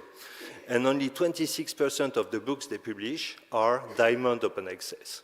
So, main conclusion, there is still a lot to do, even with those organizations which are public, not for profit, supporting open access. There is a lot of progress to be done in Europe. Conclusion, I quote, and I think it's Jan-Erik Fransweg who wrote this conclusion, it's clear that there is no one monolithic and equivocal diamond model, but different degrees of diamondization, for example, depending on the type of output, such as journals and books. Now, when we go to more the details about the variety of relation of those publishing units with their institution, their parent institution. It's interesting to see that there is a wide variety of relation between the publishing function and the parent institution that can be a university, a research performing organization, etc. Some of them are operating independently, but they are owned or governed by their parent organization. Some of them are a department of their parent organization. Some of them are part of the library of the parent organization. Some of them are part of a department inside the parent organization.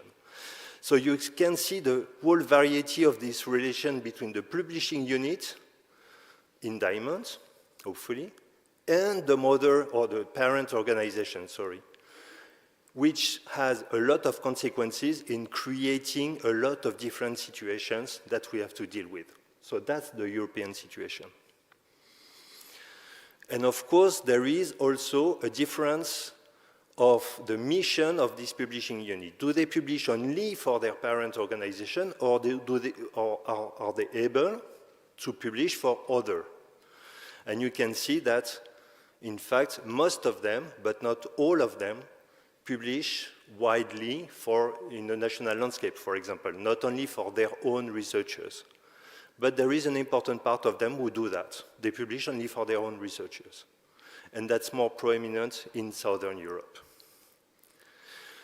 Let's go now, if it works, yes, to the multilingualism and the question of the publication language. Here we have a full diversity at play, it's more well known, where you see that there is an impressive wide range of publishing languages across Europe in the diamond sector, and that's one of the main strengths of the diamond model, particularly in Europe, because multilingualism is a characteristic of diamond, but it's also a characteristic, and you can see that, or you can hear that with my accent, it's a characteristic of Europe itself. So it's important to understand here this table showing that most of the diamond OA publishing unit, they publish in English, yes, but they don't publish only in English. They publish in English alongside other languages, and in most cases it's the national language, but it can be a full variety of different languages.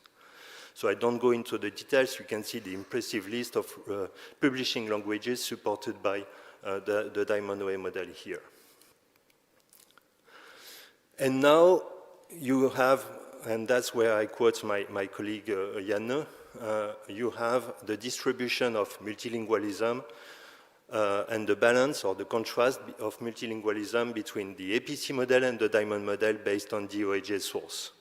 And you can see that monolinguistic English publication is really a characteristic of the APC model, whereas multilingualism is a characteristic of Diamond. So that's really important to keep that in mind because it's also part of the Diamond, the identity of Europe. My last part of my presentation is about national context. Europe is a continent made of nation states, of nations. It's extremely important to remember that. Whether you like it or not, that's the reality. Personally, I'm not very fond of that, but that's the reality I have to cope with as a European. I have to work with nations. I have to work with nation states. So it's important to take that into consideration. And when we go to the diversity of the national context across Europe related to the Diamond model, we find interesting things. First, we see that in some countries, and they are not so few as we might imagine, we have established national capacity centers supporting Diamond already. In France, for example, you have this list of research infrastructures, Open Edition, METOP, AL+, and hopefully Mersenne that support Diamond, which are really structurally supported at national level. And why are they supported? It's because, and that's a French peculiarity, they are in the national roadmap of the research infrastructures. So that's something I'd like to share with my colleagues in other European countries, because I think it's quite a French exception, or very rare, I would say, to consider those infrastructures not only as scholarly communication infrastructures, not only as e-infrastructures, but as research infrastructures. And I think that it echoes what has been said in the previous panel when, is it you, Victoria, who said, no, I don't remember, who said that it's important to understand that publishing, it's Johan, I guess, publishing is an integral part of research itself. It's not a supplément d'âme. It's not something outside of research. It's part of research. And if it's the case, then the infrastructure supporting the Diamond Way publishing model, they should be part of the roadmap, the national roadmaps of the research infrastructures. And that's the modest contribution of the French, I would say, in the European context. But of course, in many other European countries, you have strong support as well. So for example, Croatia is a shining example of, with Archak, of a national infrastructure supporting the Diamond model as well. And it's what I call a de facto national infrastructure supported by 2 universities. FECYT in Spain is a shining example, of course, also. And what is really interesting for me is that it's an infrastructure supported by a funder, which is yet a different species in the world of organizations supporting research.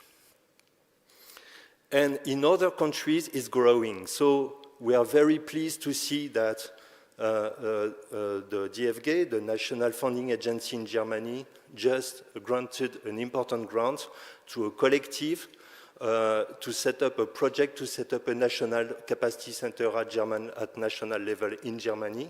So that's really promising, also because Germany is a very important country in the European context. But we can see that Netherlands as well is growingly supporting even better the Diamond model with the journals.nl platform, supported by a funding agency as well. And that's the case in Portugal as well, where there is a cooperation between FECYT and the University of Minho to support PubIn, which is a national infrastructure to support the Diamond model as well. I just want to insist on one fact. Usually, the oversimplistic representation would say that supporting the Diamond model and supporting publishing is not something for national funding agencies. I know, Victor. I have 3 minutes left. Yes, I know. Usually, this oversimplistic representation says that supporting publishing, open access publishing and Diamond OA publishing model is not something for the funding agencies who should fund research only. But you have here examples of funding agencies who progressively support, it's just the beginning, but support better and better this type of activity. And I think this is really promising for us in Europe at least. And more to come. So I'm very pleased to see that in the Republic of Ireland, there is an ongoing discussion with a project to set up a community of practice. The name of it is Irish Open Access Publishers, supported by Project Money. So it's only Project Money yet, but so far, but it's promising. We have a growing conversation or a nascent conversation in Italy between different universities who are running OGS platforms at institutional level to set up a network at national level. And it's really interesting also to see that the Nordic countries are preparing something yet a bit different, which is a sub-regional distributed infrastructure or network. I don't know exactly because I think that the conversation is just at its beginning to support more structurally across the different Nordic countries the development of Diamond OA. And that's in this role, the university libraries play an important role. So that's interesting as well. So that's my last slide. Oh, okay. That was the previous one. Yes, we all fall in the same trap, huh? So we are all equal. And so, wait a minute. Yes, now this is my last slide. Unida en la diversidad. I don't know if you know what it is. That's the official motto of the European Union, united in diversity. And I think it reflects perfectly well in this domain what I try to present to you. We try to be united at European level, at the continental level, but by respecting the diversity, and particularly the diversity of the national cultures, that whether we are pleased of it or not, are existent, they are there. That's the reality. We have to make something out of them. So what my last message would be to call for those nascent or already established national capacity centers to join the European Diamond Capacity Hub that we try to establish and that we will present tomorrow, and to liaise also with their national institution context, which is so much important for Europe, and also for this collective effort that we are doing at global level in the context of the ALMASI project. Thank you very much.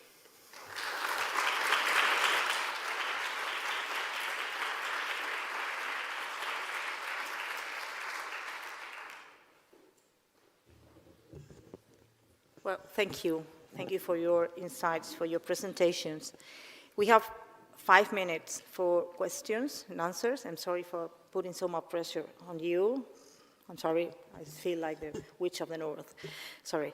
If you have any question, raise your hand, please, and we will bring up a microphone to you. No questions? Do you want to add any more, any other thing?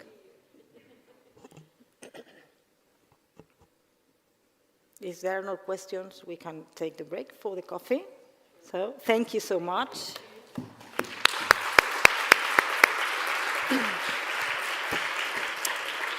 Well, I'm going to inform you, we are going to have the coffee in the cafeteria of FECYT.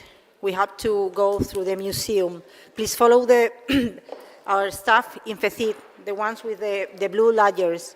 And please, now we are going to start listening a message saying that the museum is going to close. This is not for you. Don't take it into account. It's for the schools visiting the museum. Thank you. We have half an hour. And we are going to close the room. If you need something for this half an hour, for security purposes, because there are a lot of schools and young people here.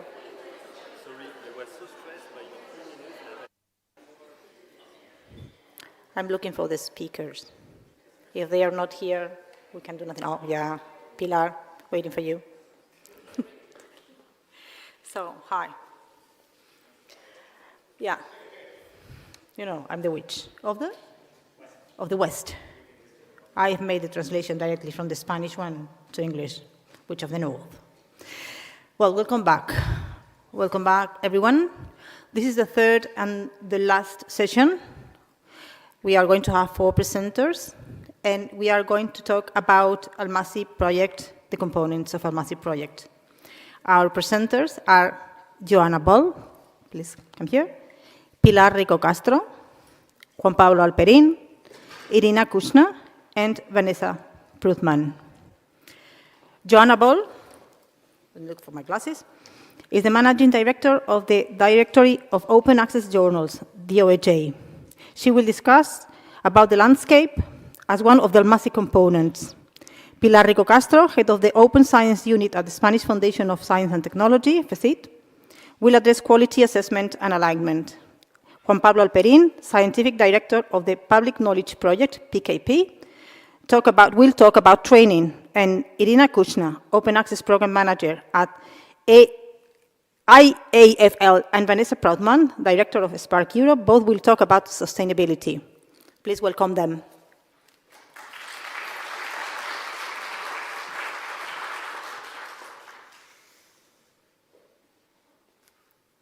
Good afternoon, everybody. I am really proud to be kicking off the first of the 4 components of ALMASI this afternoon. I'm going to try and press a button, see if anything happens. Ah. Yes, it is happening. Okay. Excellent. And I'm also going to try and treat this as an eye test and see if I can read my slides in the back of the room and a different approach. If not, then I will twist my head round. So the landscape. And the purpose of this landscape activity is to enhance the understanding of the different non-profit open access publishing solutions. We're going to be looking at governance, business models, services and sustainability. And so much of what we heard from in the first set of presentations today was around the importance of building that shared understanding of our landscape. So we really feel that as part of this work, we are doing the groundwork for the other work packages. We're also going to be looking at non-profit scholarly publishing and diamond open access publishing cooperation opportunities, and those could be south-south, north-south, so bringing different publishing operations together and seeing how they can work together and support each other. And of course, we're building on so much work that has gone before, and you've heard a lot about that already. The really excellent open access diamond journal study that was carried out, as well as the ALMASI landscape survey and report that Pierre told us about, some of the work that has been happening in Latin America, as well as the WACRA and Eiffel study that is currently ongoing. So it's about taking the work that's already happening, synthesizing and drawing conclusions. When Johan described the project before, he talked about different phases, and that's how I'm going to describe the different phases of our activities, this landscape activity. So there's the exploration phase, which will be throughout the first year in 2025, the analysis phase, which will run throughout 2026, and then finally the consolidation phase. So looking at that first task that we will be working on as a group, and I should have said actually when I started that this activity is going to be led jointly by my organisation, DOAJ, and by Redelic.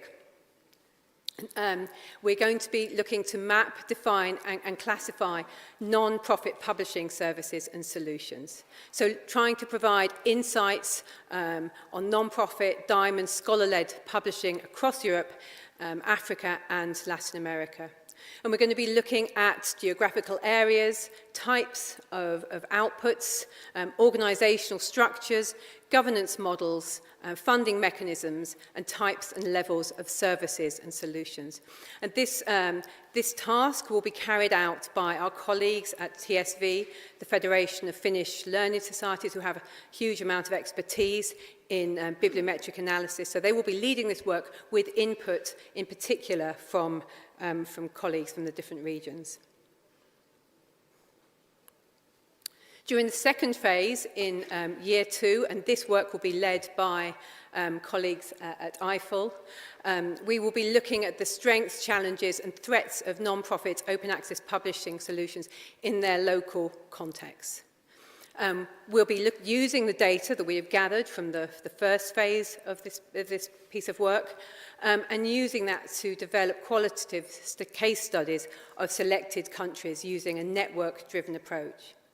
Now, we have some really good case studies from our work with ALMASI. We already have 10 case studies in place, and what we want to do is expand that by carrying out at least a further 5 case studies in Africa and a further 5 case studies from Latin America. And then the final phase of the project, of this part of the project, the landscape work, that's going to be carried out in year 3. We're going to be doing some analysis and in-depth focus groups, and that will be further investigation into particular issues of interest. This task will be led by DOAJ and Redelic, bringing in colleagues from across the project.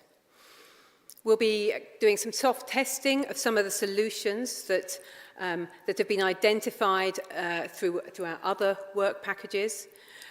We'll be doing a review of strengths, challenges and threats of solutions in the different contexts. We'll be looking at identifying cooperation opportunities across the different regions, and we'll be providing recommendations based on this analysis. So the outcomes. Well, the first and very concrete outcome of our work is going to be the scoping report, the data set of case studies, and the final report, which are the kind of concrete outcomes that we'll be delivering as deliverables as part of this piece of work.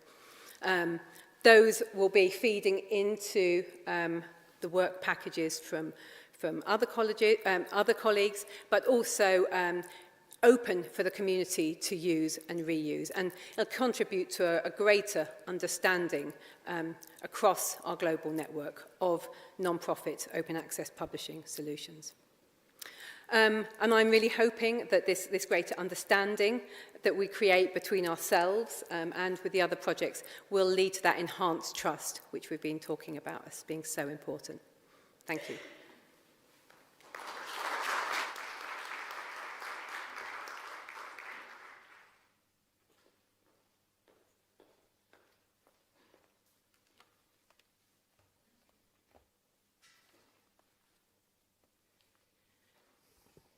Well, our work in the ALMASI project has to do a lot with the work that we've been developing within the DIAMAS project. Because as it was said at the beginning of the presentation by Victoria Zuccala, the funding stream of the European Commission is very much focused on the political strategies and the priorities that the European Commission and the member states at the Council decide that they want to implement and to push. So ALMASI is a continuation, as Johan was saying, it's a continuation of DIAMAS, and its main objective is to broaden its scope and encompass all these three regions in a common understanding of what is open access diamond publishing and what is quality and what is sustainability, basically, and to provide them with training tools. So our part within this project is to focus on quality alignment and quality assessment. This is something that we did already in DIAMAS, and many of you have been participating with us, many of you, especially the ones from the national community, towards with whom we are very, very grateful for your work and your implication. And our work here will be a continuation, but in a broader scope. So the what in ALMASI for us is to gain a better understanding of what these three regions understand when they speak about quality and about quality assessment. It is not the same what we mean in Europe that what is meant in Africa or what is meant in Latin America. Even though we have been profoundly inspired by assessment exercises created in Latin America, in Europe, we've been very much influenced by the work made by Redalic and by Estielo in our previous work. Quality is very much dependent on external elements like technology, sometimes funding, and very much on policy making. If we have a policy focusing on open access diamond publishing that drives our journals and our institutional publishers towards one specific way, then quality means what the policy is requiring us to do.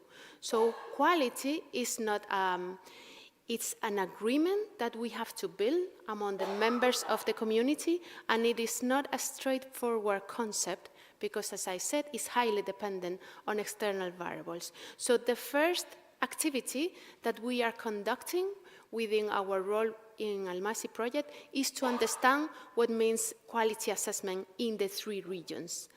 Then we will start launching a dialogue process by pairing regions in a twinning process for mutual learning exercises. That means that we will be able to think out of the box by speaking with our equals in different regions and trying to understand why we have set the specific concepts of quality, why we have set specific mechanisms for assessing that quality and for monitoring if that happens. What are the implications of these quality assessment exercises? It is attached to specific funding streams. It is attached to indexing processes. It is attached to prestige as such. What is the purpose of assessment that quality, and what is the means that we are serving with that? Then will come the most difficult part from our understanding. In our understanding, that will be to be able to build a common understanding of quality assessment among the 3 regions.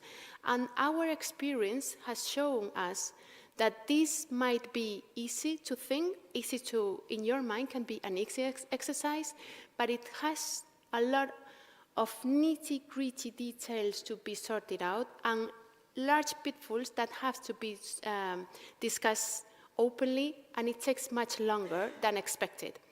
When we were working in the AMAS, when we were addressing quality, it was not the same focusing on quality when we speak about journals than when we speak about institutional publishers. It was not the same for institutional publishers than for service providers.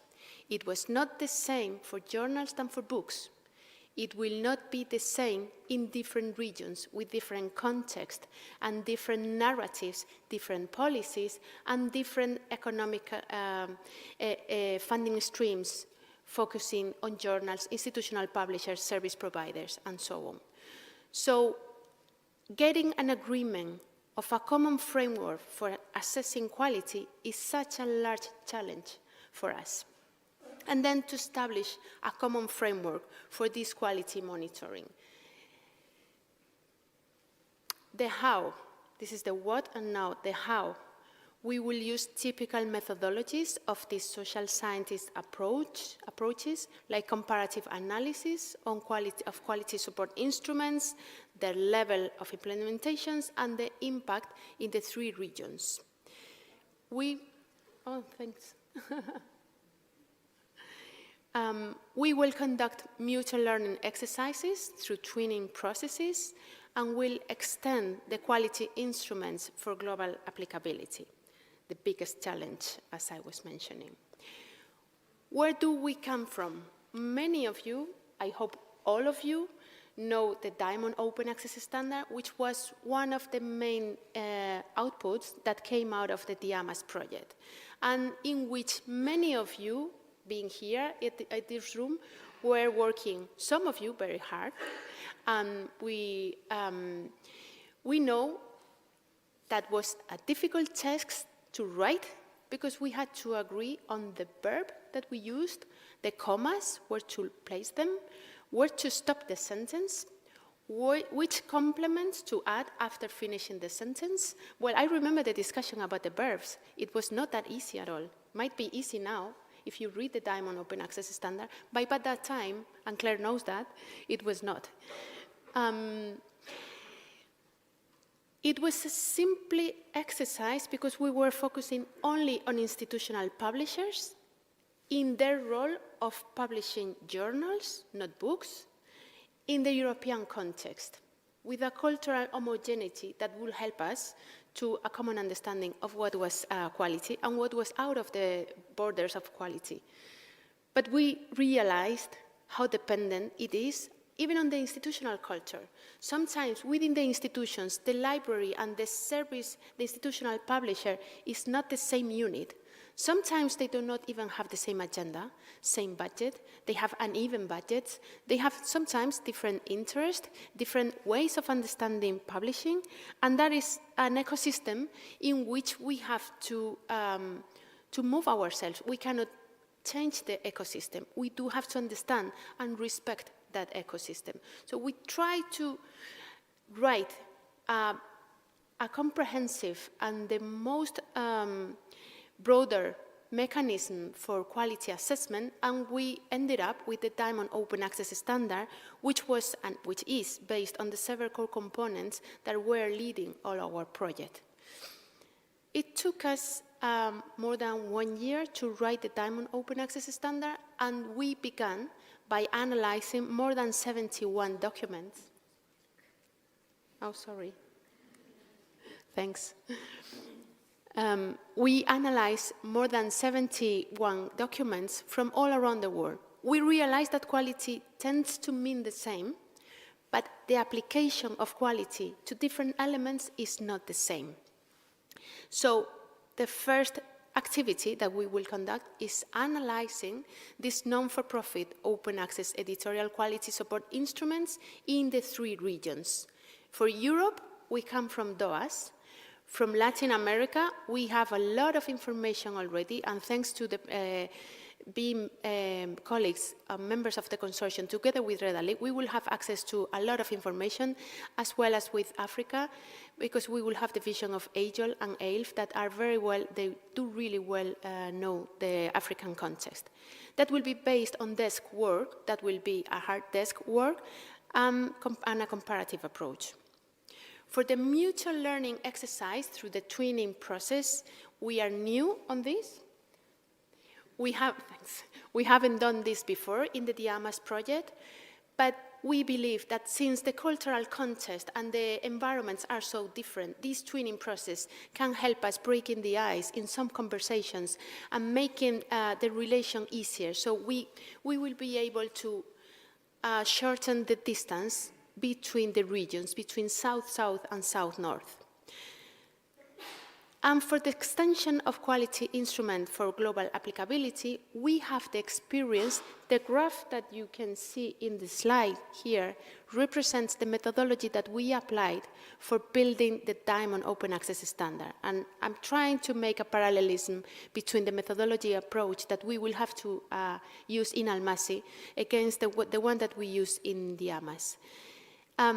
The extension of the quality instrument for global applicability, we decided in the AMAS that we had to stop in the document of the standard and building a self-assessment tool for institutional publishers that will serve you, the community, as a way to check in your institutional space, at your office, with no witnesses, how good or how bad you are against this standard. So, no public information archive, no public information published, just for your own information.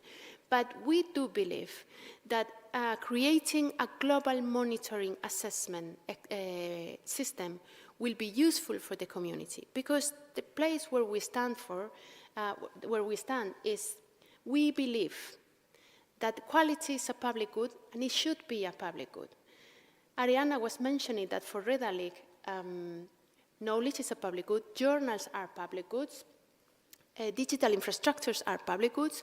We agree with that, but what we want to add to that list is that quality is a public good, and that we have the right and the opportunity to influence into policy making and into the narratives of the policy discourses. We all have heard all these very much biased discourses coming from our decision makers saying things like open access is very expensive. Well, for-profit open access is very expensive. Non-for-profit open access is expensive as publishing is, but is a public service that is being paid and sustained by public instruments and by public institutions. So how much or how less expensive it is shouldn't be an issue for research communities, because this shouldn't be their business. Their business should be just produce research. Another bias is, open access journals good, but we all know which are the good journals in our fields. So we have the right to decide which are the good journals based on public instruments, on public decision-making processes, and a decision made by the community, because quality should be a public good itself as well. We are working very hard for quality to be a public good at the European level. This is one of the outcomes coming from the AMAS. We believe that the European Commission already included that message into its public discourse. We are working on that as well, but we have the responsibility and the opportunity to extend that message to the 3 regions part of ALMASI with the aim of the whole world to realize that we do not have to pay for quality. It is not worth it, it is not sustainable, and it is not true. Quality is on our hands, and we have the right and we have the responsibility to decide what quality is as a public good. To follow up, we will produce 3 different outputs, 2 reports based on the activities that we are going to conduct, report on non-profit scholarly publishing, and the mutual learning report. This will be technical reports that will be of your interest if you are very much into that, but no, we do not expect to be like game changers, just a follow-up documents, regular reports that necessary, of course, for accountability reasons, but what we really expect to be a game changer coming out of ALMASI project will be the Global Diamond Assessment Framework. We hope that it will be very much based on the Diamond Open Access Standard, but from our previous experience that we thought it would be easy and then it was really complicated, we are ready to work hard with the 3 regions in a common understanding and in a broad dialogue to come up to a common understanding and a common definition of quality. Thank you very much.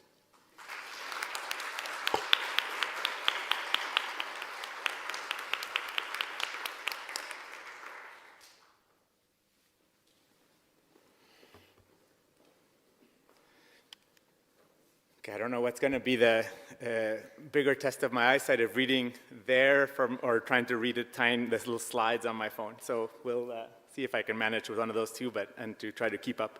So I'm going to, Johan said earlier that PKP is leading this package. I want to say that we're co-leading it together with Operas.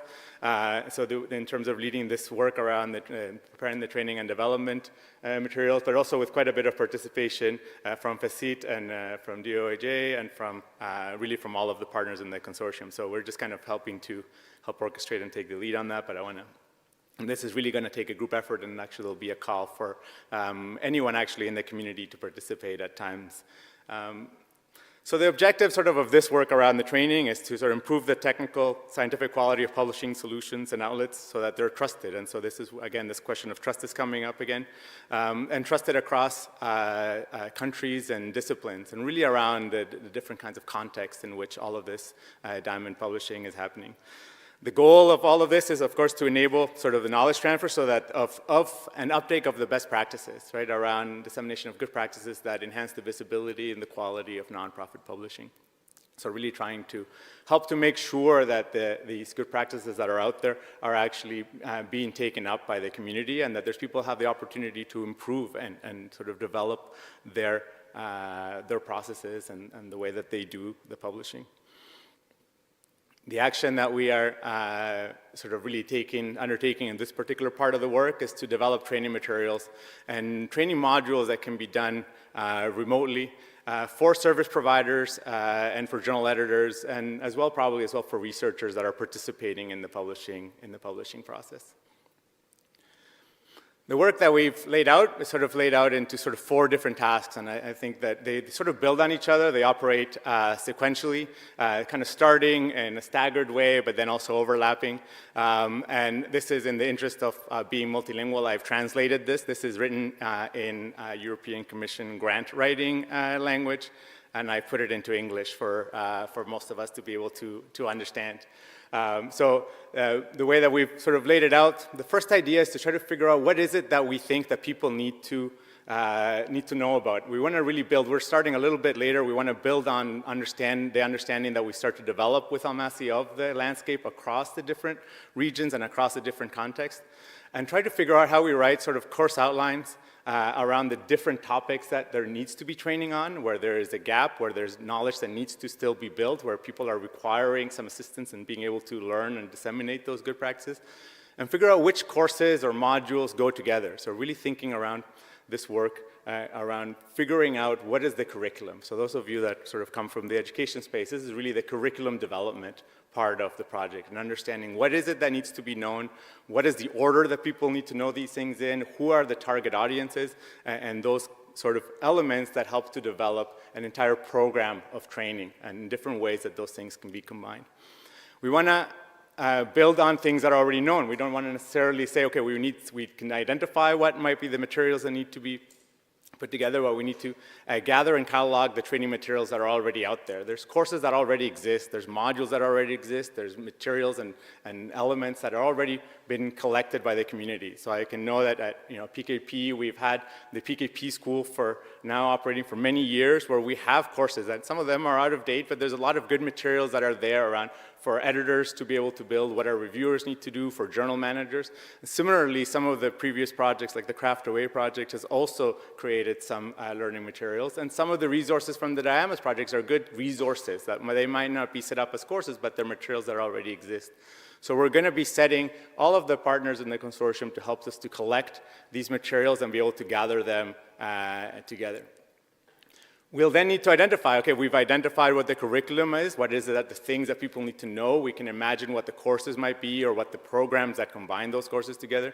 We've collected all of the materials that are available that we can gather from the community in different languages and from different regions. But we might have some things that don't already exist, and so we'll need to develop and then create any materials that are still missing, any gaps that we identify between what we think that people are needing materials and training on and what we've been able to find resources already put together to help do those things. And finally, we need to help people, institutions, and organizations offer the courses. And I'll talk a little bit more about that at the end, because that's something that's also for the larger community to think about. What are ways in which they might be able to contribute to delivering these courses? So let me go into a little bit of detail around each of these particular tasks. So this first one, this developing learning pathways, I put it back into as a part of helping to educate us into the language of how we've written this into the grant, this learning pathways. This is really the curriculum development. So this is starting a little bit later. So we got a little bit of the break, whereas some of the other work packages are starting right away. Everyone's got to get going. We need to wait until we build a little bit of an understanding of the larger landscape before we start saying these are the courses that need to be coming together. So we'll take some guidance, in particular from the work around building that understanding, and then using that to help to come together and develop these curriculums. So we'll looking at doing some curriculum design, and here you can think again as modules, as the little pieces, there's particular bits of knowledge that we think need to be taught, how those fit together into what might be a course, a set of things that might need to come together, and then how those different courses might come together into programs, here's a collection of different courses that all come together for particular communities. We want to make sure that we're considering in doing these things the roles of editors, of researchers, of publishers, and of service providers, because we might want to have different courses or different programs or different combinations of the same modules might fit together into different curricula depending on who the target audience might be. We'll start at this point also exploring certification options. So we need to think about not just as courses are being offered, what are ways that we both incentivize or create pathways for these courses to be actually offered, and who are the people that are going to be able to take them, so that do we need some kind of credentialing or certification mechanisms or ways of people to be able to signal that they have undertaken this training. And it's important here that we really want to make sure we're working across regions to ensure that this different sort of curricula and these different certification pathways align with the diversity of the needs, the challenges of the particular different communities that are out there. Because again, we don't expect there to be, here's the one course around how you do editing, and that we think that that's going to all of a sudden work for everyone in every context. These things are going to need to be able to be tailored across communities and how they're trying to work. The second, I think, like I mentioned, we don't want to start from scratch with these courses. So we might have identified the curriculums and the way these things need to fit together, but we need to start a little bit later once we have a sense, and we need to scope that down, be able to have a sense, okay, these are the kind of courses that we want to be able, that we think should be offered. Then we'll start coming together to collect materials that are out there. And this is an opportunity to catalog those materials that exist. This is actually something that right now there is 1 million resources that are already out there. But they're just sort of disparate and all over the place. They're not organized in a way. And I think that with this project, we have an opportunity to bring those together and organize that into something that we can make a publicly accessible registry of the materials that already exist. So that people can not just take necessarily the pathways that we consider or the ones that we've put together, but it can also just identify and find all of those materials that are out there and use them and recombine them in ways that suit their particular needs and for their particular communities. The third, as I said, we expect that although there is so many materials that are out there, that all of those things that we've identified, these courses, there might be some things that are still missing, some pieces that maybe are not taking into account the different learnings that we've made throughout the other parts of the project. And this is why, again, this is something that's starting and happening a little bit later in the project so that we have even a greater opportunity to understand the landscapes that are out there.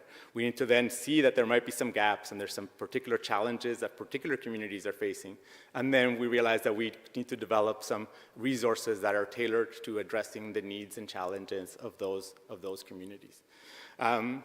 So developing, essentially, this is now creating new courses and new training materials or just any new resources, because again, we don't know exactly what form that these will need to take. That's something that we need to learn to identify based on what is out there and what seems to work for the particular challenges or particular region or context in which we think that these resources will be available. And we'll need, and here we'll be opening up, to receive, we need to have a way of establishing a mechanism to receive sort of reviews or changes or suggestions from the community as they are looking at the materials that are out there and to contribute them so that we can add them to the registry so that we can consider them and have a process of kind of ongoingly update these courses and these materials that are being put together. The last part is around helping to build and support communities of practice. And this is around saying, we can have all of the materials in the world. They can even be in a central place where people can find them in a publicly available registry. But we need to help to build sort of communities of practice that are sort of offering these courses, that are helping to bring people to the materials so that people are actually taking and having an opportunity to train. And that's going to require work around identifying people or institutions that are interested in gathering their communities or people that they believe that they can reach and that would benefit from these courses and being able to put them together. As one example, I'll say in the Masters of Publishing program, where I work at Simon Fraser University, we're looking at seeing about whether we can put together a graduate certificate on scholarly publishing, where we would take for some of the courses and materials that are being developed as part of this ALMASI project and see if we can offer it as a graduate certificate within the institution so that it's already established with certification from the institution and from the university as a way of being able to say we can gather professionals that want to participate, people that come to our program regularly, but they want to get the specialization and the training that we believe is important. Here's where I open it up to all of those of you that if you have communities that you believe that you can reach and you think you might be interested in offering courses or you have a way of doing that, there'll be an opportunity for you to start getting in touch, and we'll want to work with you to build communities of practice around helping. How can we help you tailor these courses for your particular, for your particular communities or contexts? How can we work with you around identifying what are the things that are still missing in the modules, and we'll work in an iterative way with particular groups that believe that they want to participate in offering and creating an offerings for these things. Here we'll want to be able to also help to make sure that we're promoting the South to South and South to North collaborations across the continent. There's a lot of materials that have been developed in particular in the different contexts from the Global South. We think there's opportunities for cross-learning across the regions. Again, so we want to be working in context-specific ways, but also have ways of taking the realities and the challenges that one region is facing and the materials that we develop for those regions and see if they can be applied or if they can be relevant to other regions and make sure that we have those conversations.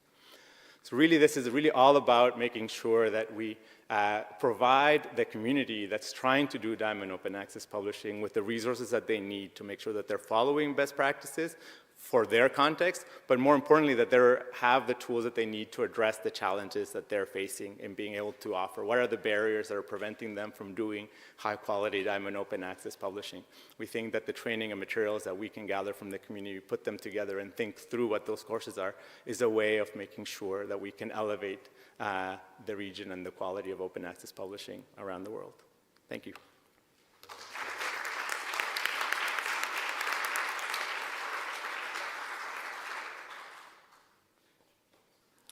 So we're going to end with a duet. We're not going to be singing, but it's Spark Europe and Eiffel. We are leading a really important work package. Can we move to our slides, maybe? Yes, great. So how do we better consider a strong future for OA Diamond? All the work that we're doing with DIAMAS now and with ALMASI, we really believe that policy and funding mechanisms that support that policy is really fundamental to that. So we will be further building on the work of DIAMAS, but really focusing and learning very much from Latin America and from Africa, because those contexts are really very different, and there's a lot of rich experience to be had from them. So we will be doing further exploring to come up with some concrete solutions and tools for the communities in the different regions, in those different contexts. So how does this, why is it not working?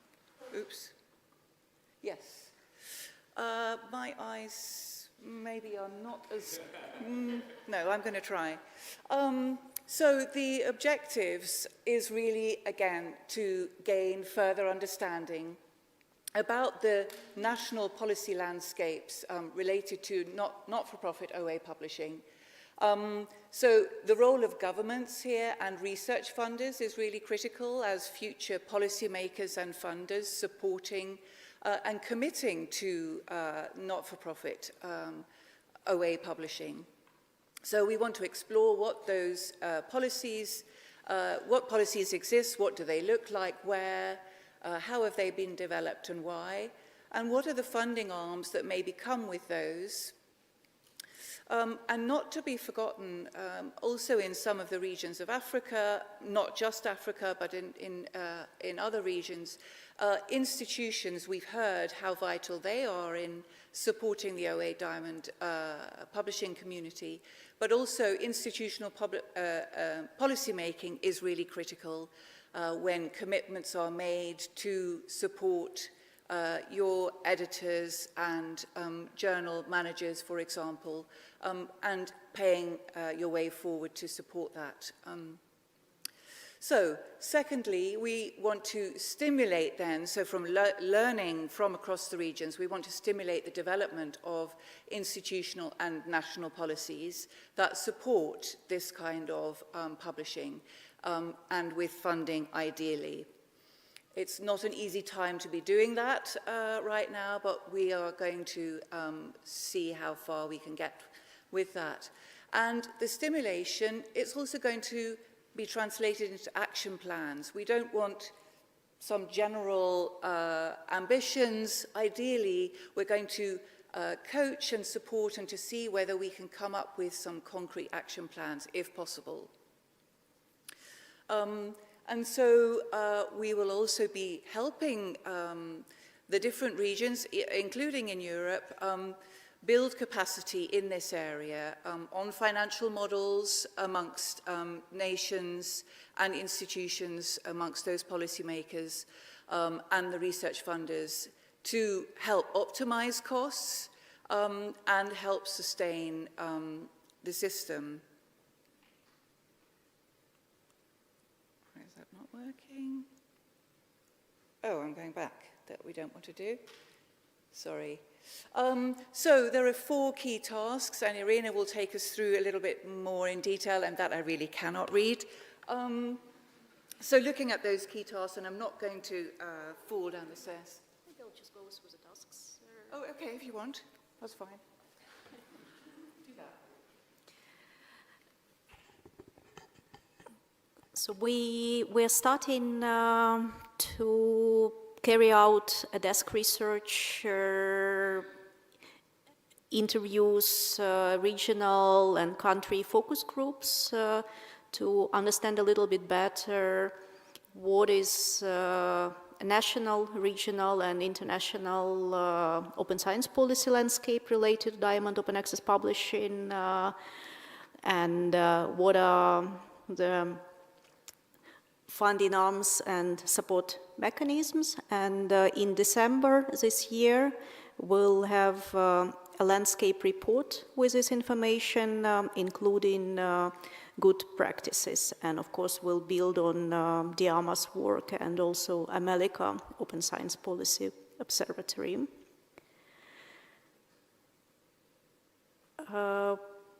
We are also starting to set up a non-profit scholarly publishing and Diamond A policy and funder forum for policymakers in 3 regions: Africa, Europe, and Latin America.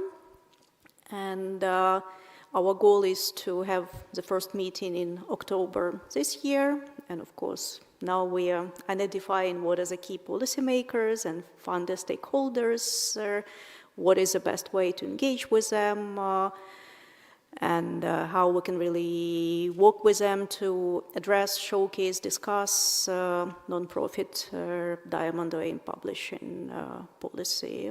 And here again, we're building on existing work that has already been mentioned by our colleagues. Then we are developing recommendations, co-developing recommendations and financial sustainability plans with and for loan societies, higher education institutions, governments, national research agencies. And in December 26, we'll have a document which presents those actionable, evidence-based, community-validated recommendations for different stakeholders, institutional leadership, national governments, national funding agencies, also funders supporting research and diamond open access publishing across the regions. And in December 27, towards the end of the project, we'll also supplement those recommendations with guidelines on how specific plans of actions could be developed to actually implement those policy recommendations and also funding commitments. So of course, we'll be building on action plan for diamond open access. Of course, we'll be building on UNESCO Diamond Open Access Framework, and we'll be working closely with governments in 3 regions. So we'll have recommendations as a white paper, action plans for funding, and collection of commitments to support non-profit and diamond OA from funders, sponsors, and donors. And lastly, we'll develop a suite of resources to support institutional, national open science policymakers, and that will be also towards the end of the project, the last year. So that's a task that will package all the resources produced before in a good package. And I don't think it's the last version of our slide, but when slides will be made available, you'll also see outcomes, which are basically funders forum that would support non-profit diamond open access and actionable recommendations and everything else that was mentioned before. Thank you so much, and we'll be happy to. Oh, actually, no. Oh, here it is. There is one. So you can.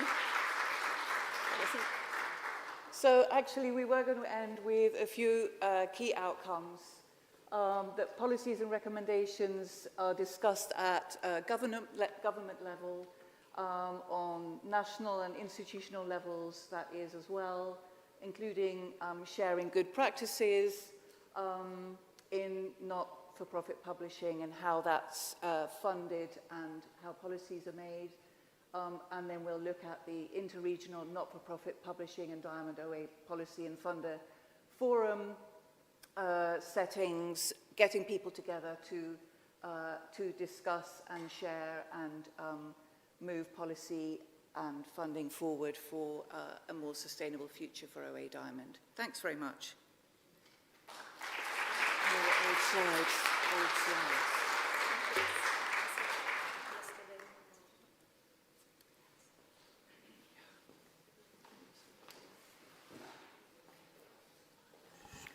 Well, thank you for our speakers. It has been the last block of the day. And thank you, Joanna. You have given an extra minute to each of them. So we have no more than 5 minutes for questions because we are running out of time. But if you want to ask something, please raise your hand, and one of my colleagues will approach your microphone.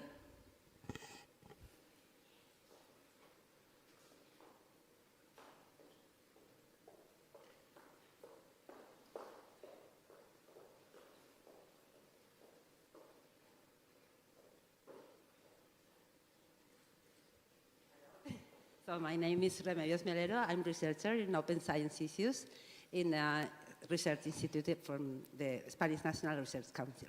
So anything I tell here is my own opinion, so no, it's not my institutional, let's say, opinion.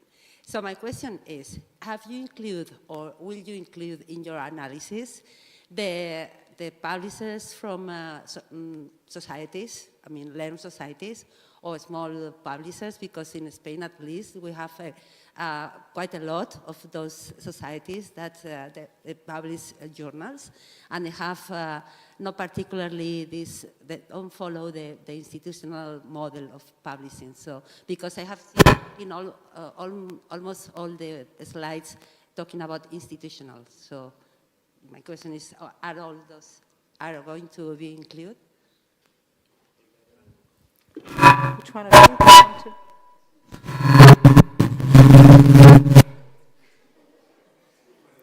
Yeah, Joanna.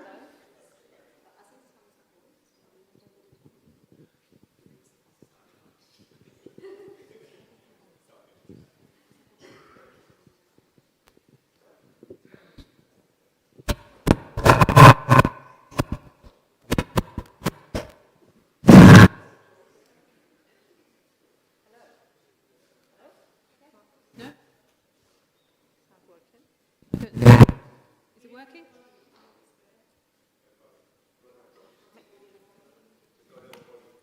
Yeah, maybe here. Yes.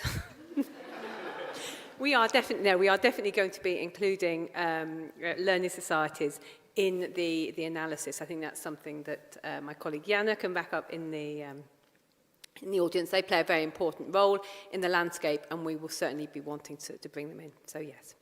I don't know if any other colleagues want to add anything to that. No? Okay.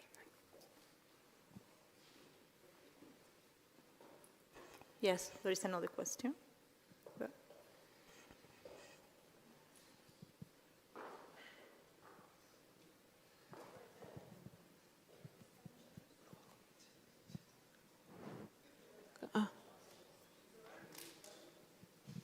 No? Yes. Woo-hoo.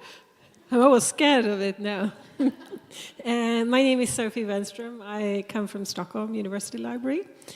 And I'm also project manager of the Nordic Capacity Center for Diamond Open Access. So this question is close to my heart, and has been for a while. But I have a question, something that I've been thinking about. This might be a question mainly for you, Pilar, but also for the rest of you. So thinking about a quality assessment framework and how we talk about this, and you talked about how hard it was to find the words in creating the DOAS, which I understand. I don't envy you.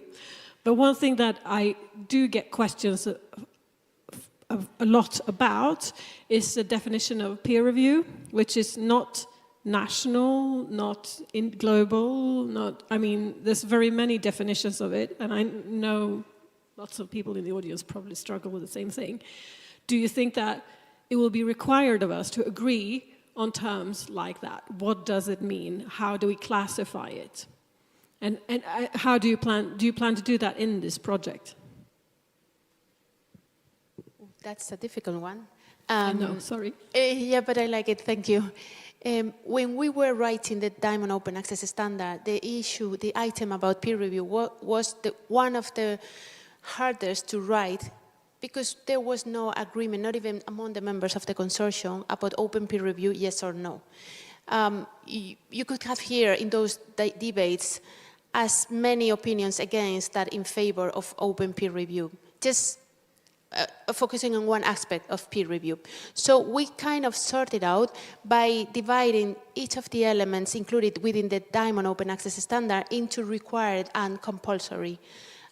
So that way we managed to sort out the hot topics and the hot issues in which we didn't reach an agreement, all the members of the consortium and the community, that we were gathering their opinion on the writing. So I envisage that the discussion will be large on this, and I envisage that we will have to find some innovative solutions in the wording and in the requirement level for those items like as peer review, are not that straightforward for all the participants. So I do know it will not be easy, but I really trust that we will get the way there.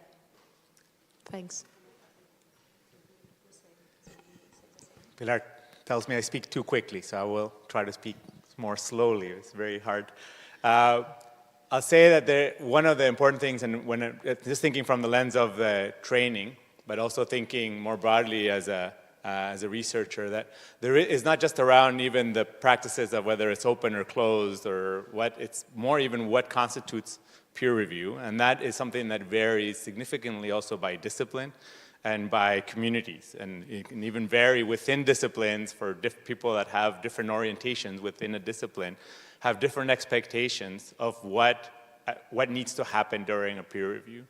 So if I'm thinking around if we want to have some training materials or modules talking about peer review, there are some things that are general to the process of how you conduct and the roles that people have in terms of what an editor should be sort of doing and taking in from those reviews, what the kinds of different models of kinds of things that get asked of reviewers. And I think we need to be in a project like this very much mindful of all of these different kinds of contexts and providing guidance around which is the right model for you. Here is some guidance for different kinds of models. Here is some understanding of who's applying these different models, where can they be found.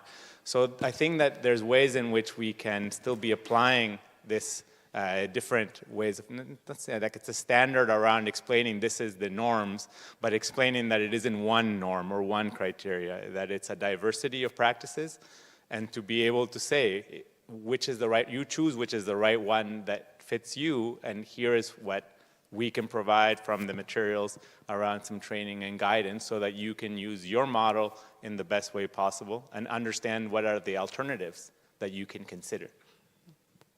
Is that slow enough? Yes. Yeah. Any other question?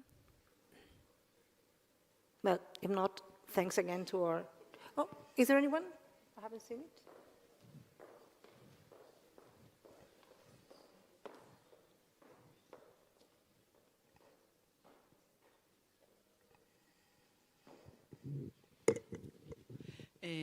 Just on the diamond assessment model that you have, do you have any plans, because you discussed, Pilar, discussing this and passing on to ending up with policymakers, basically, right? So in this, to my mind, rings, okay, research assessment, since current research assessment is so much based on quality, proxy terms of quality of journals, right? Journal impact factor, et cetera. I mean, how do you plan, and maybe this is my own personal ignorance of the results of the project thus far.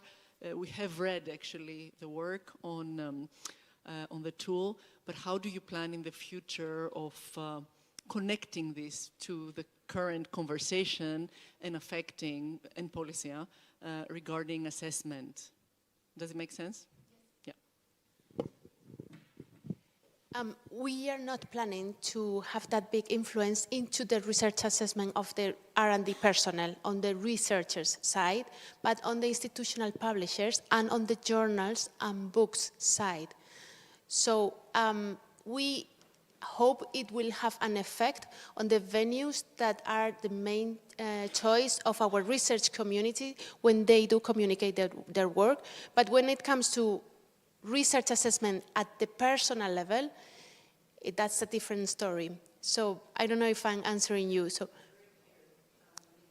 I think, yes, I understand that. So, and I think the effect will be, I think, quite clear on the publishers and editors, etc. That's one very clear point, and that's a great step, but there are more to, so, I mean, it has the potential for more, I guess. That's why I'm asking. I mean, you should aim high, I would say. I mean, it's the discussion we're having, research assessment and diamond, and maybe this tool is actually a little door or a big door, actually, in the future. I mean, but somehow it should become connected to the narrative as well as, I mean, I think not in just in appearances, but in essence, maybe it is possible. So I don't know. That's my thinking as a policymaker. So maybe what Pilar meant that in quality-related tasks, they'll focus on that, but in policy-related activities, of course, we'll look into responsible research assessment and incentivizing non-profit OA publishing in institutional policies and frameworks, in national policies and frameworks. So that would be a very important part of policy-related work.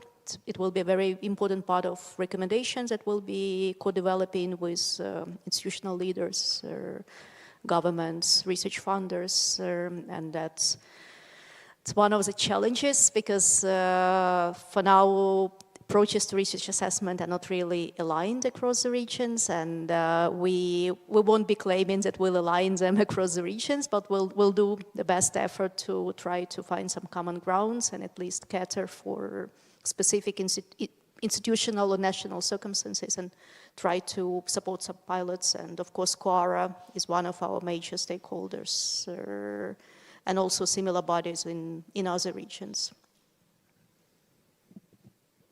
Maybe I can add one more thing more on as my role as a researcher and someone that has done a whole research project on review, tenure, and promotion guidelines.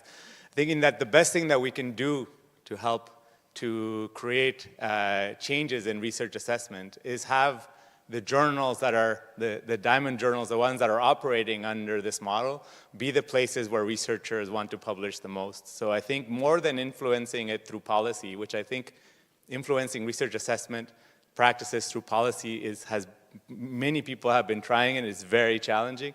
The best thing we can do is improve these journals and have them be places where researchers just want to publish, because this is where they identify is the highest quality work is going.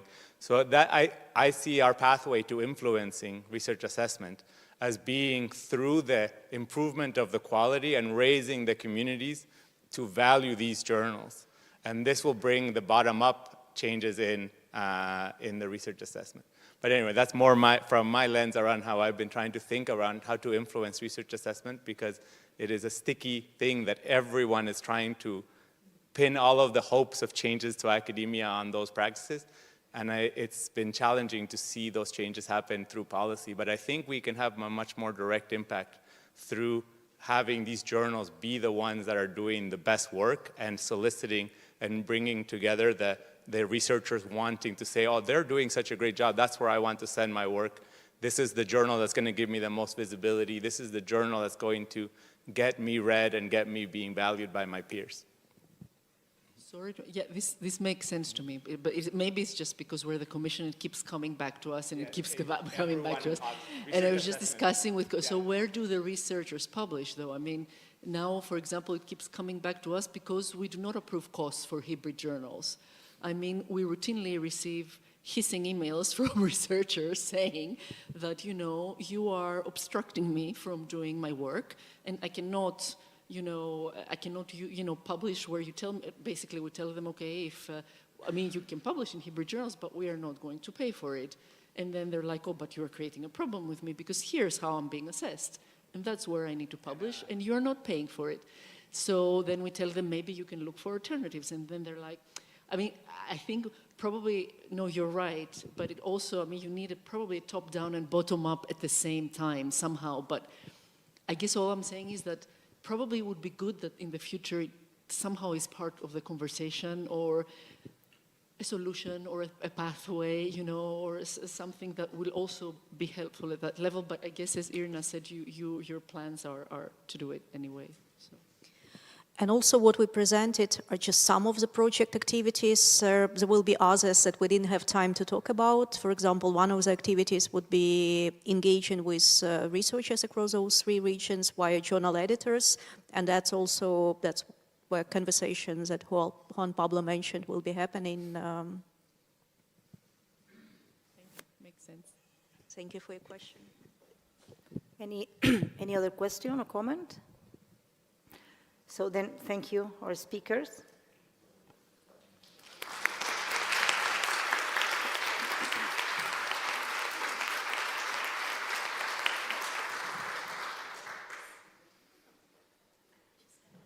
Well, maybe, Pilar, you can stay here because, no, you are going to do the conclusions. And I'm going to give the stage and the floor to Pilar Rico because she's going to say goodbye to all of us. And she's going to make a summary of today's session. Thank you, Pilar. Thank you very much. Well, this is the end of the session, and for the sake of the timing, I'm going to be very brief. We started our kickoff meeting of the project yesterday in the morning, and it has been lasted 1.5 days. And today we have the great pleasure to have you here joining the discussion and taking the temperature of the community and the level of engagement. It's great to see the level of participation and the enthusiasm that we all share. You have probably noticed that many debates will be open throughout the months, the length of the project, and that we will not be able to go through without your help and your support. So you will be contacted and taken into large consideration in the debates that will come. And today we have seen the political contest in the first session that has opened the opportunity for the ALMASI project to be funded. The UNESCO side, the side of the European Commission, and the Coalition S and Science Europe approach to this Diamond open access initiatives. Afterwards, we have seen how the different 3 regions involved in the project, where they stand for and where is the information that they have, the actors, the stakeholders, the level of engagement and the level how controlled the communities are by our members of the consortium. And now you had a flavor of the work that will be conducted during the coming 36 months. It's a lot, but it will be very promising, as we were saying at the opening words, will be rewarding and will be challenging. And we have the opportunity to make the open access diamond model the main venue for communication science. I think it's worth trying it, and I really want to thank the Commission for the opportunity to bring together the 3 regions in this very brave initiative. It will not be easy to encompass all these elements together in such a broad geographical context, but for us it's very clear that if we do not that together, it will not be done, and it will not work. So let's try to do it together, and thank you for supporting us. Thank you very much.